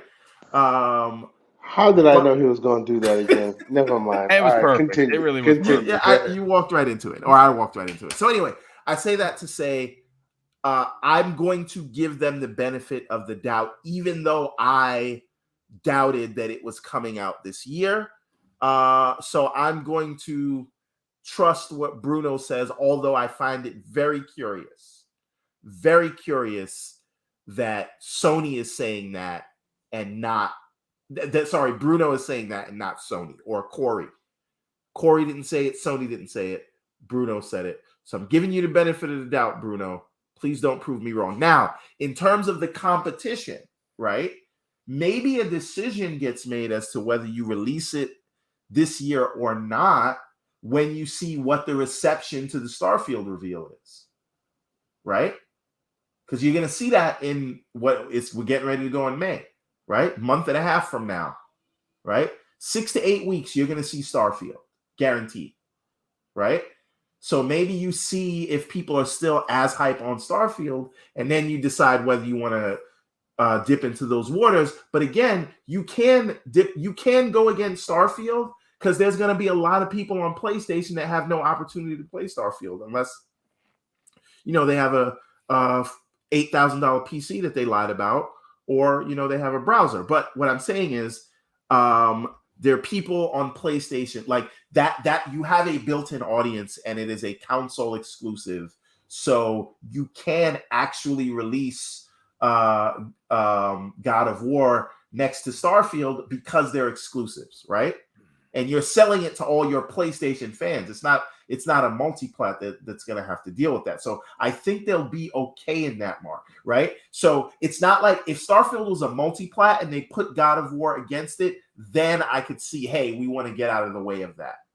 But it's not a multi-plat. And we don't know unless Hogwarts is coming out holiday? Yes, they said. Yeah, somewhere in there. I think October. Listen, they better watch out for Sonic Frontiers is all I'm saying. Okay, let's take it easy. You don't want to put nothing against that. No, it'll be a lot of cadaver all over the place. Sonic will be dead. Right. No, but really, seriously, Starfield is not going to be any cause of delay for Ragnarok because they're not talking to the same customers, right? So there's that. Now, I really think that if the game doesn't come out this year, it's just because Sony, and I think it has to come out this year because they don't want to be in a dry holiday season. I think because if Starfield is a hit the way people think it's going to be a hit, I think they lose a lot of that narrative, because then it's like, now we're saying not only does Xbox have Call of Duty, not only do they have a cheaper price, not only is Game Pass doing what it's doing, not only are they winning Publisher of the Year, but now they have a banger. And all of those things will coalesce at once. And if they don't have God of War ready to say, hey, we still matter and we exist too, I think it does a problem for them. Not a problem for them writ large, but a problem for them in mindshare. And a lot of Sony's success has a lot to do with mindshare. So that's very important for them. So if Starfield is a hit, and it's an exclusive to Xbox, I think that does a lot to the perception of PlayStation. And I don't think that they can afford that. This is why I think by hook or by crook, that thing has to come out this year. I mean, you're making a lot of sense, but like I said, all you have to do is look at past failures. Look, let's call a spade here, folks. There is a reason why Sony hasn't given us the number count officially for Horizon. They're big on giving those numbers very quick. They are. And if it's 4 million copies sold, they're going to let you know about it, saying it's the best selling Horizon out of the two, and PlayStation fans made this happen, and thank you, and this, that, and the third. You didn't hear boo. Husk. Look, I mean, Everborn has made a lot of sense. The mag, myself, I think I have painted a picture of why you wouldn't challenge something like Starfield. Starfield isn't just another RPG. It is a Behtesda RPG. And on top of that Behtesda RPG, you have to contend with Call of Duty, which apparently is supposed to be the greatest thing since sliced bread. On top of Hogwarts and several other big titles that are coming this holiday. We just saw Horizon completely get decimated. As good as the game looks, no one even remembered its name after a week. What are your thoughts on this? Does Sony take that chance? Can God of War, endure all of these big games and not suffer the same consequences as we saw happen to Horizon? It won't suffer near the same fate, regardless of when it's released, just because of what it is. Right. I mean, it's God of War. It's this franchise.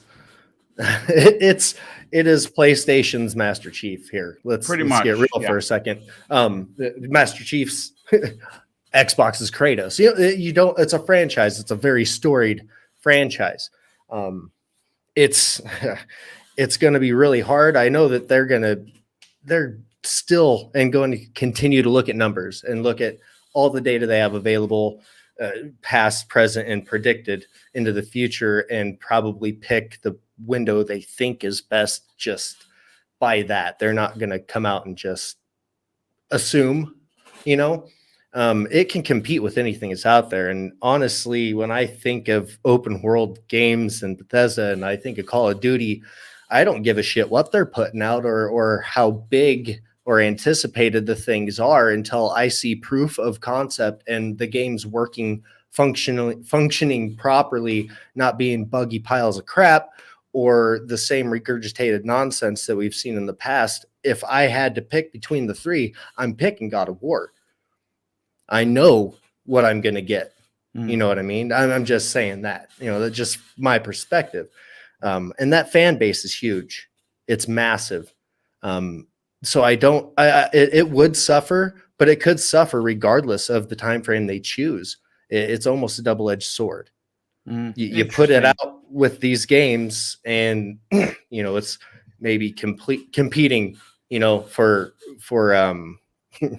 for social media and everything else, and being talked about in mindshare. Like Everborn said, but at the same time, it's already got so much mindshare from both sides, from all platforms.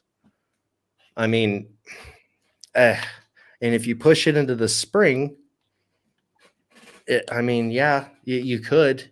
You're gonna piss off a lot of people, but it could still. Even then, there's these games that just came out. It would be going up against Breath of the Wild too. Yes, and you got to remember, if these other games are big and they're huge and everybody loves them, I mean, how much time are they going to spend away from the controller on those games just to go play God of War, get it out of the way, and then toss it on the back shelf to collect dust? Yeah, you know what? Real quick, let me drop this on you, because who was it here? Pixelbit G, good friend of the program. He actually brought up a pretty interesting thought. And I forgot about this, folks, because I think the game is not going to be as good as everyone potentially. I mean, it's going to be a weird game, but Forspoken is coming out this fall. That is a PlayStation 5 exclusive. That is an open world, not an open world, semi-open world game, very similar to God of War. So the question then leads, and then we'll get Wandering Dutch's opinion about this momentarily, is does Sony eat its own lunch? You know what I'm saying? Like, you put God of War out, you put Forspoken out at the same time, someone is going to lose. Yeah, it's true. Like I said, I think it's a double-edged sword. I don't Yeah. like it really is. I mean, you put it up against all the shit, or you wait a little while and it's a little more calm in Well, the February, I later think, is the winter month or that you put it earlier out. spring. You know, Yeah. that maybe it does better, but at the same time, there's there's so much happening. You know what I mean? And so much to play. It's a big enough franchise. It's not gonna. I don't think it can get lost in the crowd. No, I don't I think it wouldn't can suggest get. that either. I'm just saying that it's not going to be like, who's God of War? Who is Kratos? Yeah, How yeah. dare you? I'm just saying that normally, if you follow the business like we do, Sony is notorious for wanting to be, hey, look at me. Oh, yeah, I they have wanna be come a into the spotlight. room. I don't think God of War is going to be given that ability to do that because there's going to be too many games. Yes, it's going to be great. Yes, it's going to be absolutely as stunning as the original was. And I'm sure that the PlayStation 5 is going to take full advantage of it. Again, it's not if the game is going to be a good game. It's probably going to be a great game. It'll have to share the spotlight. Yes, It absolutely. will. And I don't know if they But want to do that. They're not good. Won't be in a Forbidden sharing. West, is how I feel. I mean, I don't think nothing will bury it like Forbidden West got buried, if that makes sense. Well, that That's was my a take. very I mean, and it's a great point, Husk. It's a fantastic point. You make a lot of good points. Same as Mag, same as Everborn. Wandering Dutch, what are your thoughts on this? Again, I thanks to Pixelbit G, I completely forgot about Forspoken. I think the game, for me, it's not ringing any bells. But that's because it hasn't shown very well. Now they could show a different trailer of actual gameplay that gets me excited. But if this is coming out in the fall, does Sony Santa Monica, does SIE PlayStation put it out around the same time? Because they're not the same games in essence, but they are similar in the third person over the shoulder story driven kind of a scale and scope. Someone, if they put them out too close to each other, is going to lose, and it's probably going to be Forspoken.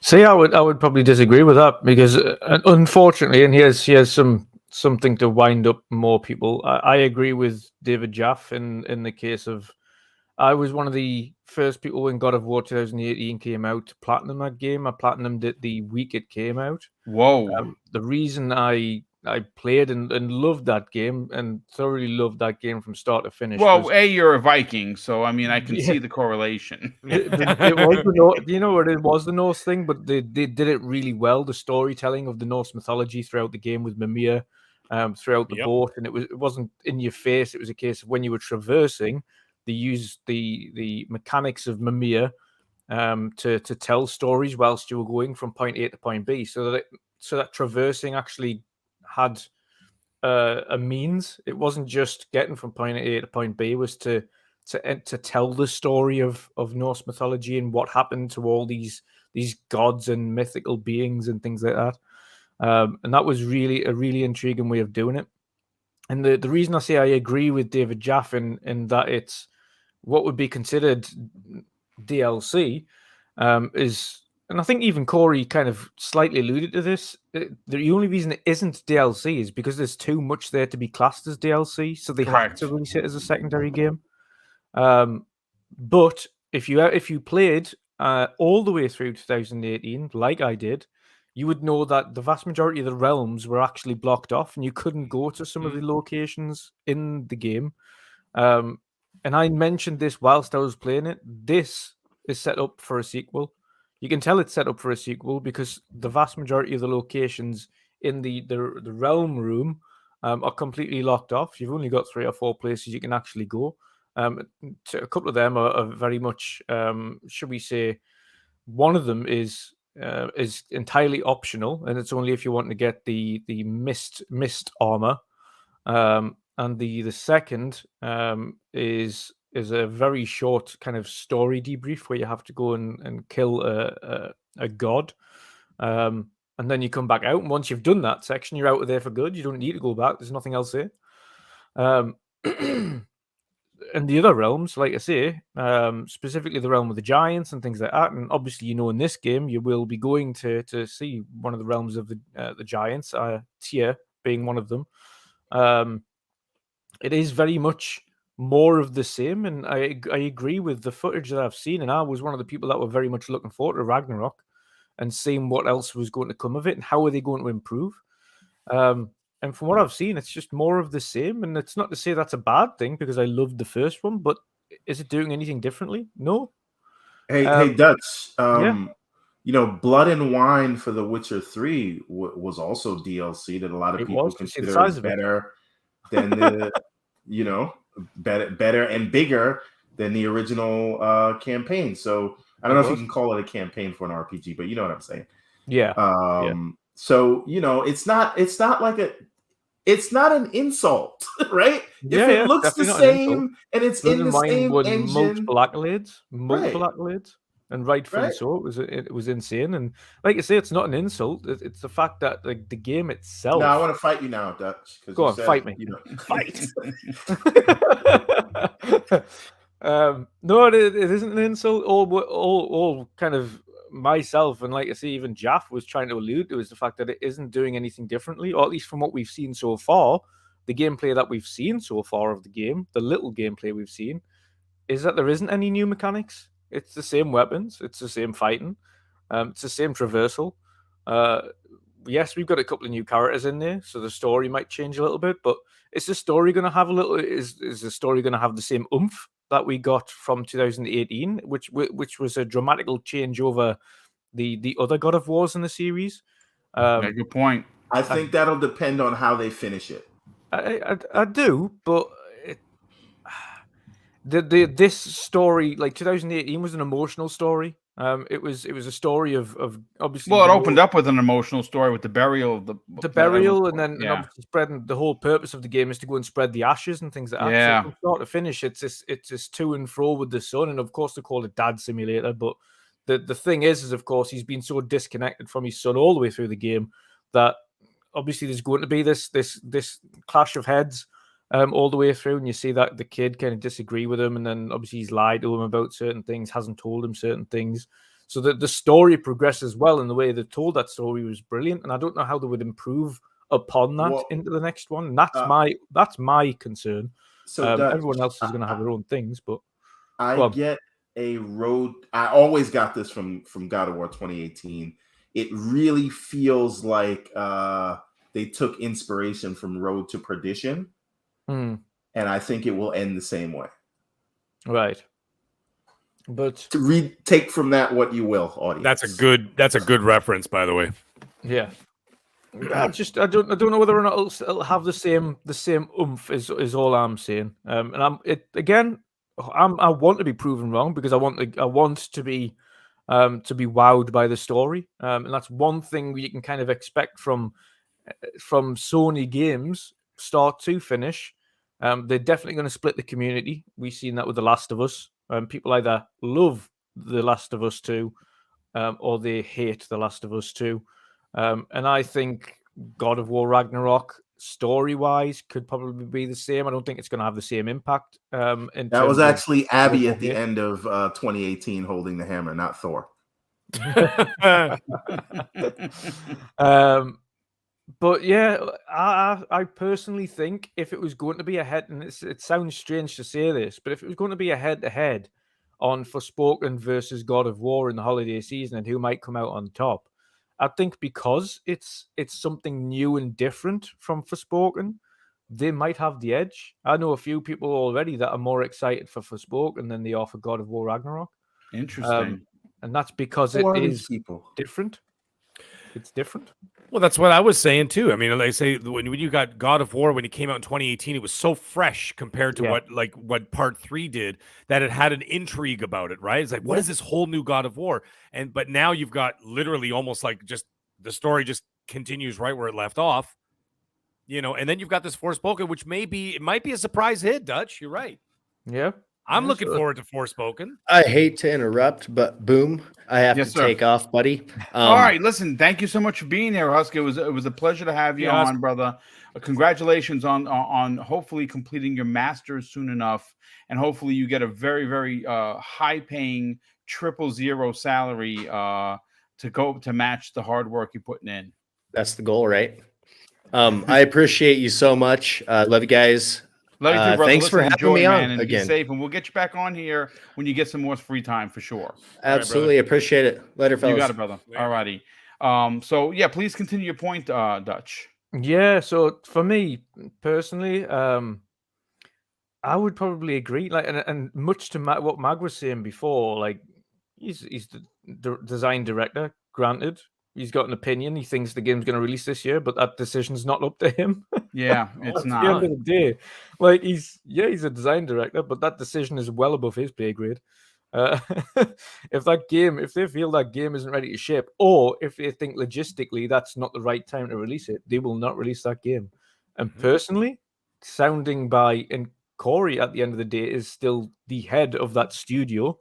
Like, he's just not the director of this God of War. He's just If he is coming out and saying, "We're not ready. We're not even ready to show you anything yet.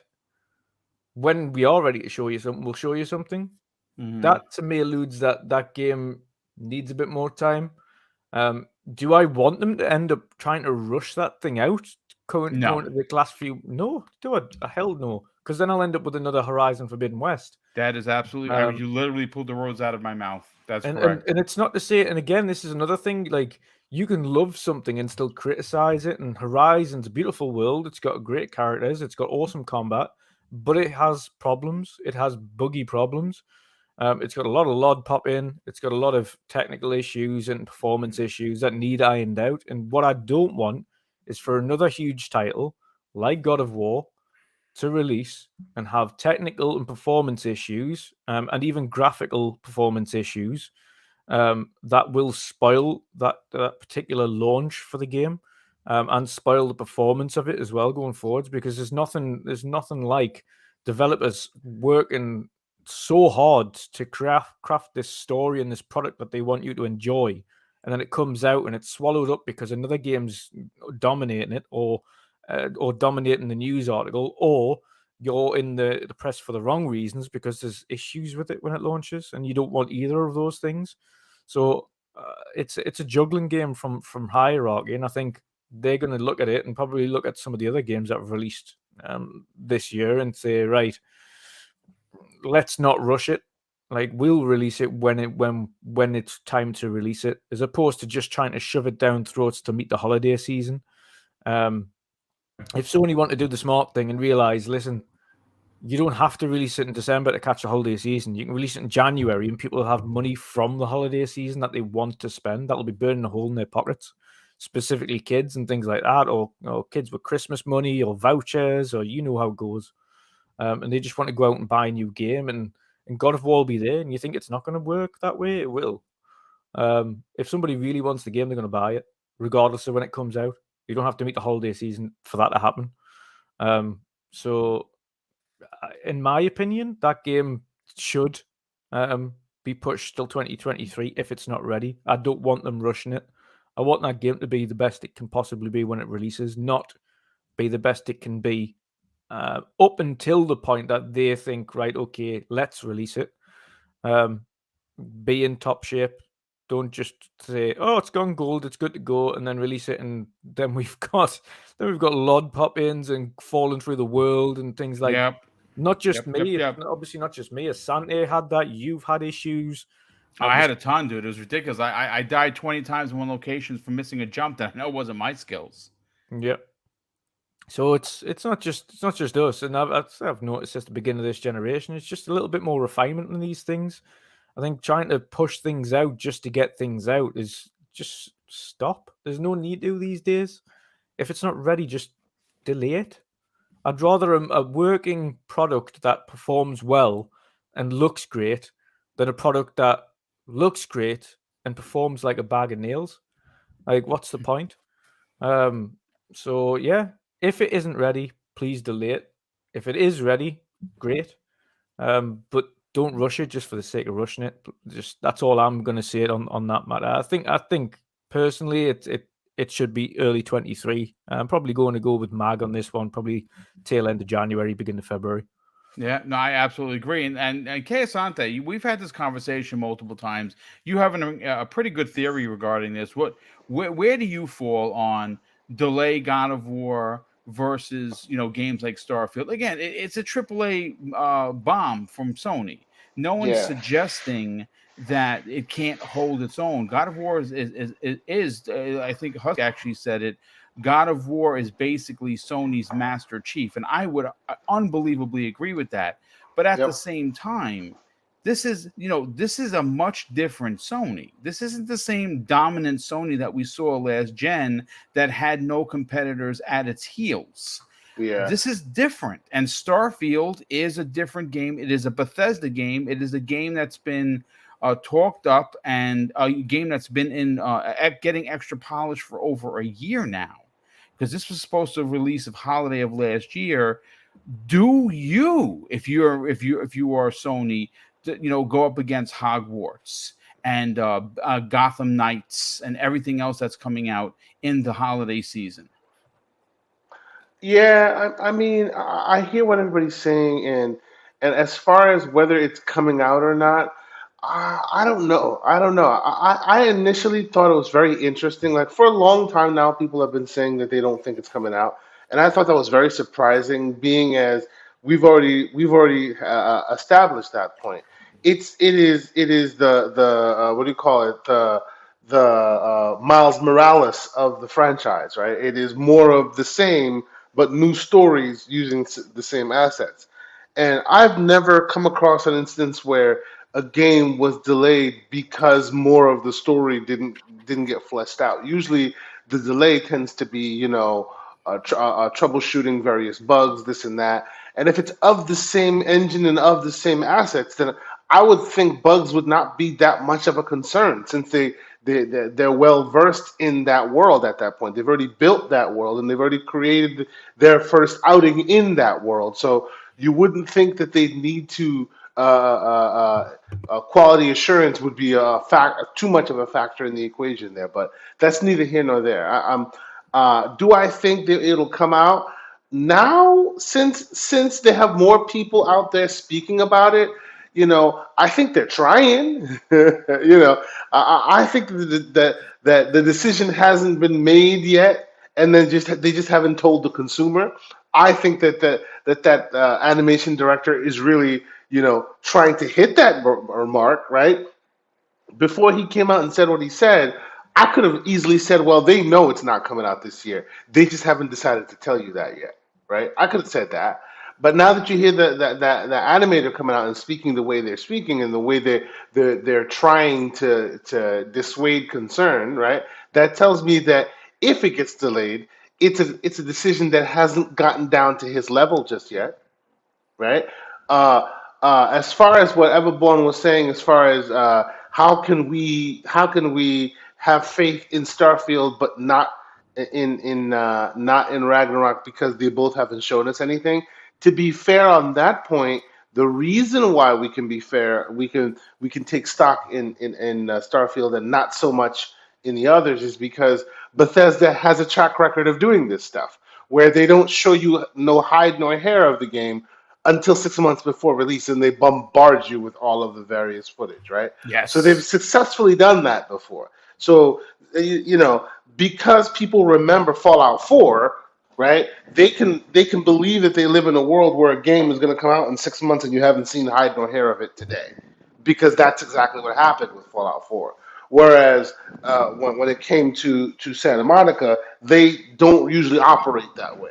They usually come out, they bring the flutes out, they show you the whole deal. They give you that full gameplay reveal with enough time to spare. So since they're not doing that, your instinct is going, hey, is something going wrong? What's going on here? You know what I mean? Do I believe that automatically means they're not going to release it, or it's not coming out this year? If it doesn't come out this year, I will honestly, I'm with the rest of the panel on this one. If it doesn't come out this year, I think it's a business strategic move rather than a technical one. I think it's, hey, I agree. I don't think it's a technical issue either. Yeah. I think yeah, it's more of a business move, a business sense move. which is surprising, right? Which is like you were saying, Boom. This is not the same PlayStation we know and love, or know and loathe, depending on who you are, right?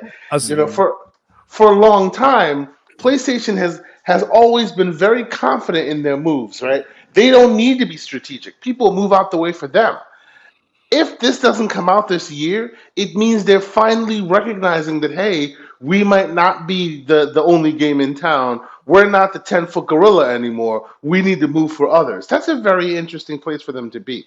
I don't think I've seen them in this position in many, many years. Asante, let me just add something to that. You know, the pandemic changed the landscape, though, because there are a lot, for example, look at Hollywood. There are a lot of movies that have been completed for 2 years.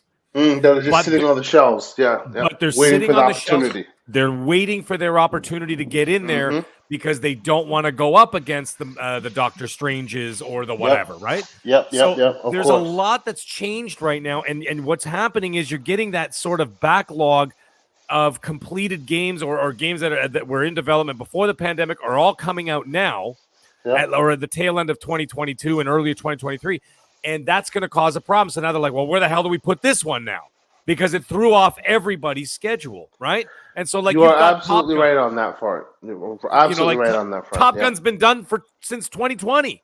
Yep. They're still hanging on to it like an ace up their sleeve. I think that God of War is an ace up Sony's sleeve. They're gonna wait for when they could strike. Anyway, and Edward Lafferty in the chat says Gollum is scheduled for December 2022 as well. Exactly. Yeah. You have Love and Thunder literally around the corner, and somebody went, "Hey, aren't they supposed to release a trailer for that?" And went, "Oh my God, put a trailer out there!" You know. Is Wakanda Forever still coming out this year? No. Exactly. No, I don't think so. It's not coming out. It got pushed till next year, 2023. Yeah. Gollum will be one of those games that goes under the rug. Unfortunately, it just is. Yeah. You know, they should put that in Game Pass. Interest in that, and no fault of their own. I don't think it's a character that anybody was that bothered about playing. Hey, what did I say about Tunic? I bet you most of the panelists in this show have not given Tunic the full time it deserves, because that's just the nature of the beast right now. It is what it is, right? I still believe that is the game of the year contender that no one ever played, and it'll come and it'll go because Elden Ring, unfortunately for them, struck that chord at that time. So to come back to the main topic at hand, Boom, I do think they should be more strategic. I think that is good, right? I think that the idea that PlayStation always just releases when they release and they don't care about anybody else, I think that is a sentiment that should change now, right? Because they're not the only game in town, and I do want to see them come and be competitive during Christmas. I do want to see them, just like I want to see Microsoft be competitive at the beginning of the year, right? I want to see Sony competitive at Christmas. I want to be able to be in a world where we have a Starfield going head to head with the likes of Ragnarok, because they feel the need to be competitive. I think you may see that though, okay? And the only reason, if for no other reason than if Starfield is an Elden Ring level hit, like imagine if Elden Ring was only on one console, what that would do to the other console. I mean, Sony at some point had that feeling they wanted to buy that exclusivity. That tells you that, even though none of us have seen any and hide nor hear of it, Sony at least was confident enough in it to want to take it away from Xbox. So that tells you something about the game, right? But do you understand what that would do for mindshare if Starfield is like I said, an Elden Ring level hit, and you can't get it on PlayStation? You need an absolute banger to say we are still playing ball over here, or it's going to look like you're not doing anything. They don't have that luxury this holiday, is what I'm saying. So I don't think they want to get out of the way of Starfield. I think they want to definitely have an something absolute for Starfield. I get you. I exactly. get you. Yeah, no, and I think I personally think that those of us out here that are calling the balls and strikes and reading the tea leaves, this is good for us all, right? Ultimately, you may not, it may present you with a bit of fear in the short term because they're not using that historical information anymore, right? You can no longer look at Sony's historical back and forth and go, well, I know how they'll function because that's how they've always functioned. No, they're a different Sony now, right? They recognize that yes, they are still the market leader, but their position is being seriously threatened, right? So at the end of the day, it is now time for them to start making different moves, and if that means that we, the consumer, will start seeing games on during the holiday season from Sony, that's great. I think that's great, and I'm hoping that that's what the strategic moves are here, and it's not the other thing, which is they technically can't finish it this year or whatever reason. I really do still think it's very, very suspect that you have Cory Balrog come out, speak so kindly and this and that, and it would have been one other thing if he hadn't come out, but he shows up, says all the things he says. There's a huge elephant in the room that he chooses not to mention, only to have this dude go, "Yeah, it's still coming out." The whole thing is suspect, I think. I would agree with you right there. And again, listen, we're all fans of God of War. Yeah, I yeah, actually 100%. want to play. I want to play the game and have time for it, but I don't. If you said, "Hey, Boom, what are you picking this holiday?" It's going to be Starfield. That's the bottom line. It's not because I'm a bot, and not because I it has to be. I have the Xbox Factor podcast because you have to cap for one or the other. No, I talked very highly about God of War for years, and I've had great conversations with Corey on Twitter. So I'm a fan of his as well as his team.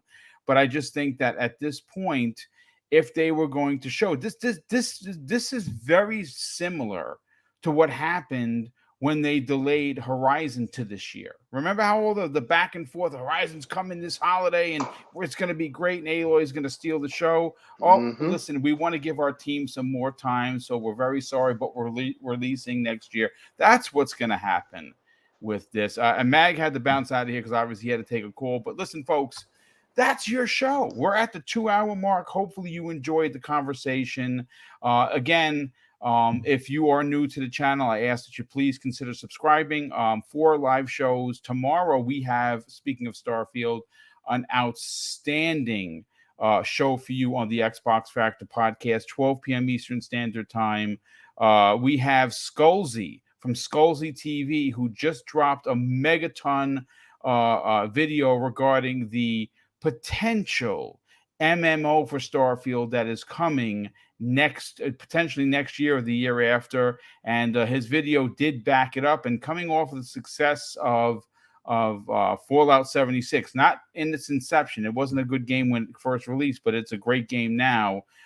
They might want to bring that same multiplayer energy to Starfield, and why not? And we're also going to be talking about does Xbox need its own kart racer? The answer is yes, they do. And after spending this entire weekend hanging out with my incredible nephew Tyler and playing all of the Sega, the Sonic racing games, yeah, I think it's time. I think it's time. They have too many IPs, too many developers, and way too many characters not to have their own racer, but we'll get into that tomorrow. But let's get and just use Sonic as their kart racer. I'm just saying. They very well could do that, but then of course, Crash Team Racing with Activision's already there. It's fine.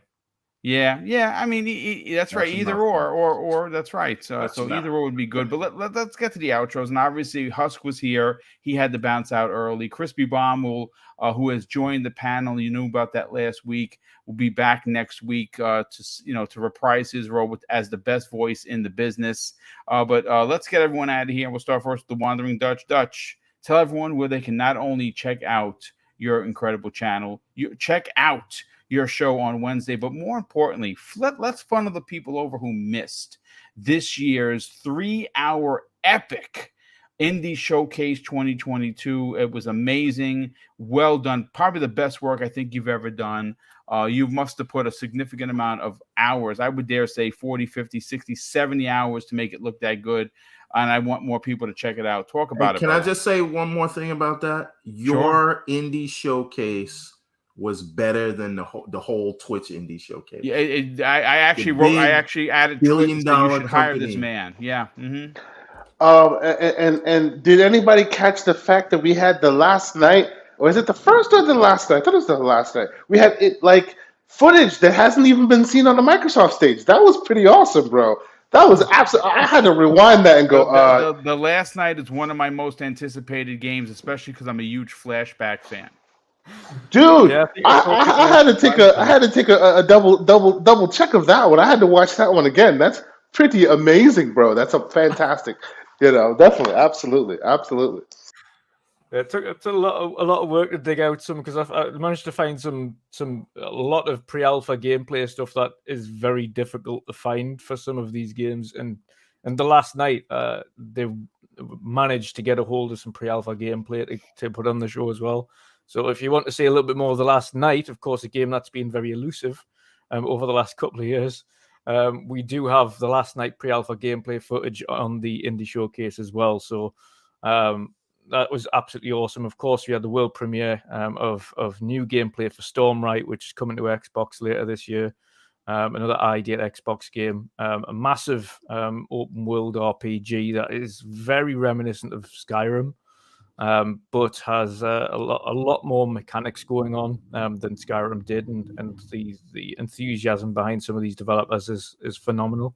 But over 100 games, 12 awesome creators, including Mr. Kearsanti and Mr. BoomStick XL. Arron Greenberg, of course, came to kickstart the show with myself, and obviously drop an awesome message for the community there.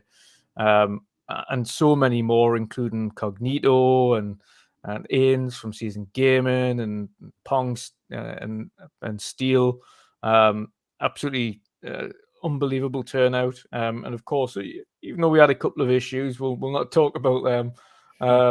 Still a phenomenal turnout all around. Hundreds of people turned up in chat. Thousands of chat messages all the way through, with loads of enthusiastic people.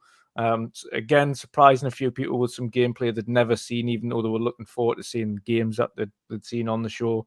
And a lot of awesome little surprises throughout, and giveaways and things like that. So it's up for everybody to view. Now it was the best part of about 50-60 hours worth of editing, not including sourcing all the videos and sourcing all the materials and things like that. That's a separate thing altogether. It is up there now, so everybody can go and watch it. Take it in sections if you need to, because it is a 3.5-hour epic. It was fantastic, dude. But yes, we'll be back bigger and better, of course, next year. We've had a few people already reach out that are keen to get involved.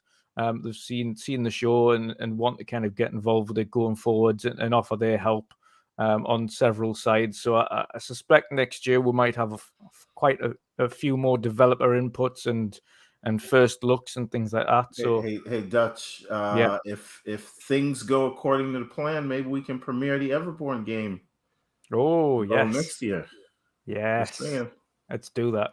Let's do it. Exclusive. I like it. World premiere.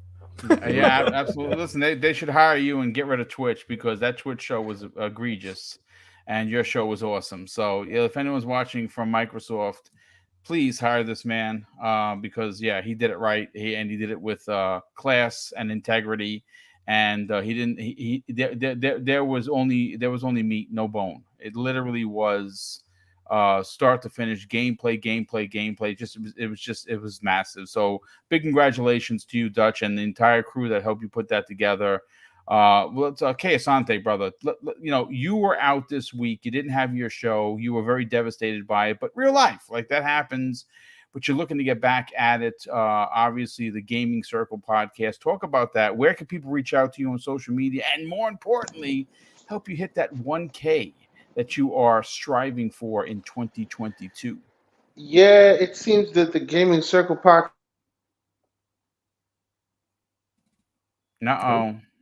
He's out. Okay, well, until we get him back, the Gaming Circle podcast every Saturday. We didn't have it this past Saturday because it was my fault. I was sick, and that was for not. Well, it was a combination. Yeah. Oh, can you guys not hear me? I'm back. Now we back can now. hear you. Oh, there we go. I'm so sorry. What happened? And of course, they're trying to stop me. I apologize. No, We need Elon to buy YouTube. We need Elon to buy YouTube. Indeed. No. I appreciate it. This week, we life happened, but with my co-host, with myself, we were just trying too hard to make it happen, and it wasn't capable of happening. But we appreciated the Dutch was able to keep the community entertained.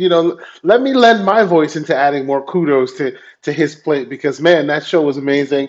And I saw myself in there. I was like, "Oh yeah, I did that, didn't I? Yeah, that I did do that." No, but it was really, really awesome. If I can give my feedback, which probably you already have, now I need to go back in there with a long list and just go, okay, this game, that game, this game, that game, because all these games got to get on my radar. There's a whole bunch of them too. So I was excited I was very, very honored that you allowed me to add some to the list too. So thank you. It was really, really awesome opportunity. But yes, the Gaming Circle podcast, usually Saturdays, 10 a.m. Eastern Standard Time.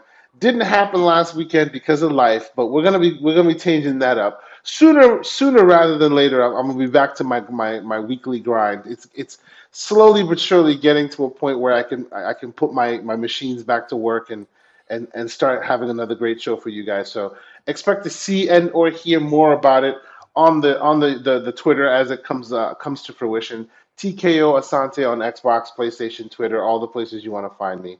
And of course, we always appreciate you guys being here and continuing to support us. So, until next week, we'll be here again for you guys. I really appreciate being on the show, as I always am. And thank you guys. You got it, brother. And last and no way least, Everborn, sell your brand, brother. Tell everyone where they can check out the Everborn saga. Go to Amazon.com if they want it, free shipping internationally. And more importantly, where can people reach out to you on social media? The answer to all those questions is Everborn Saga. You wanna get the books, go to everbornsaga.com. You want to get to me on Twitter, Everborn Saga. You like looking at pictures on Instagram of the artwork before it gets printed in the books. Also, Everborn Saga on Instagram. You want to play some Halo, which I probably won't play with you, but I'm on Xbox, PlayStation, Steam, Oculus, you name it, at Everborn Saga. So check out all those places. Yeah, that's it. That's all I have to. Oh, by the way, if you supported the Kickstarter and you filled out your survey, your rewards have been shipped, and everyone, if they haven't received it now, it is on the way with USPS. Nice. Just FYI. So if you did support and you did not fill out the survey, I don't know where to ship your stuff to. So fill out those surveys, but from the Kickstarter, every reward has been shipped. Good. Excellent, brother. Thank you so much for the information. Obviously, we can't wait for the next new information regarding what's happening soon with the Everborn saga. But listen, ladies and gentlemen, that's your show. I want to say a big thank you to, of course, everyone that tuned in. A big shout out to all the super chats that dropped today. We definitely appreciate it. Like I've said in many podcasts before, those do power the giveaways that Mrs. Boomstick and I do, and we unbelievably appreciate it. And of course, I'm going to close out the show. That is something that is important to me, folks. Hopefully one day it'll be important to you. And that's something that my dad taught us when we were kids. And he said, son, treat others how you want to be treated. And also, it doesn't cost anything to be nice. You live by those rules, and I can guarantee you're going to have an awesome day. So take care, everyone, and we'll see you next week on the newest episode of Primetime Gaming with Mr. Boomstick and Friends.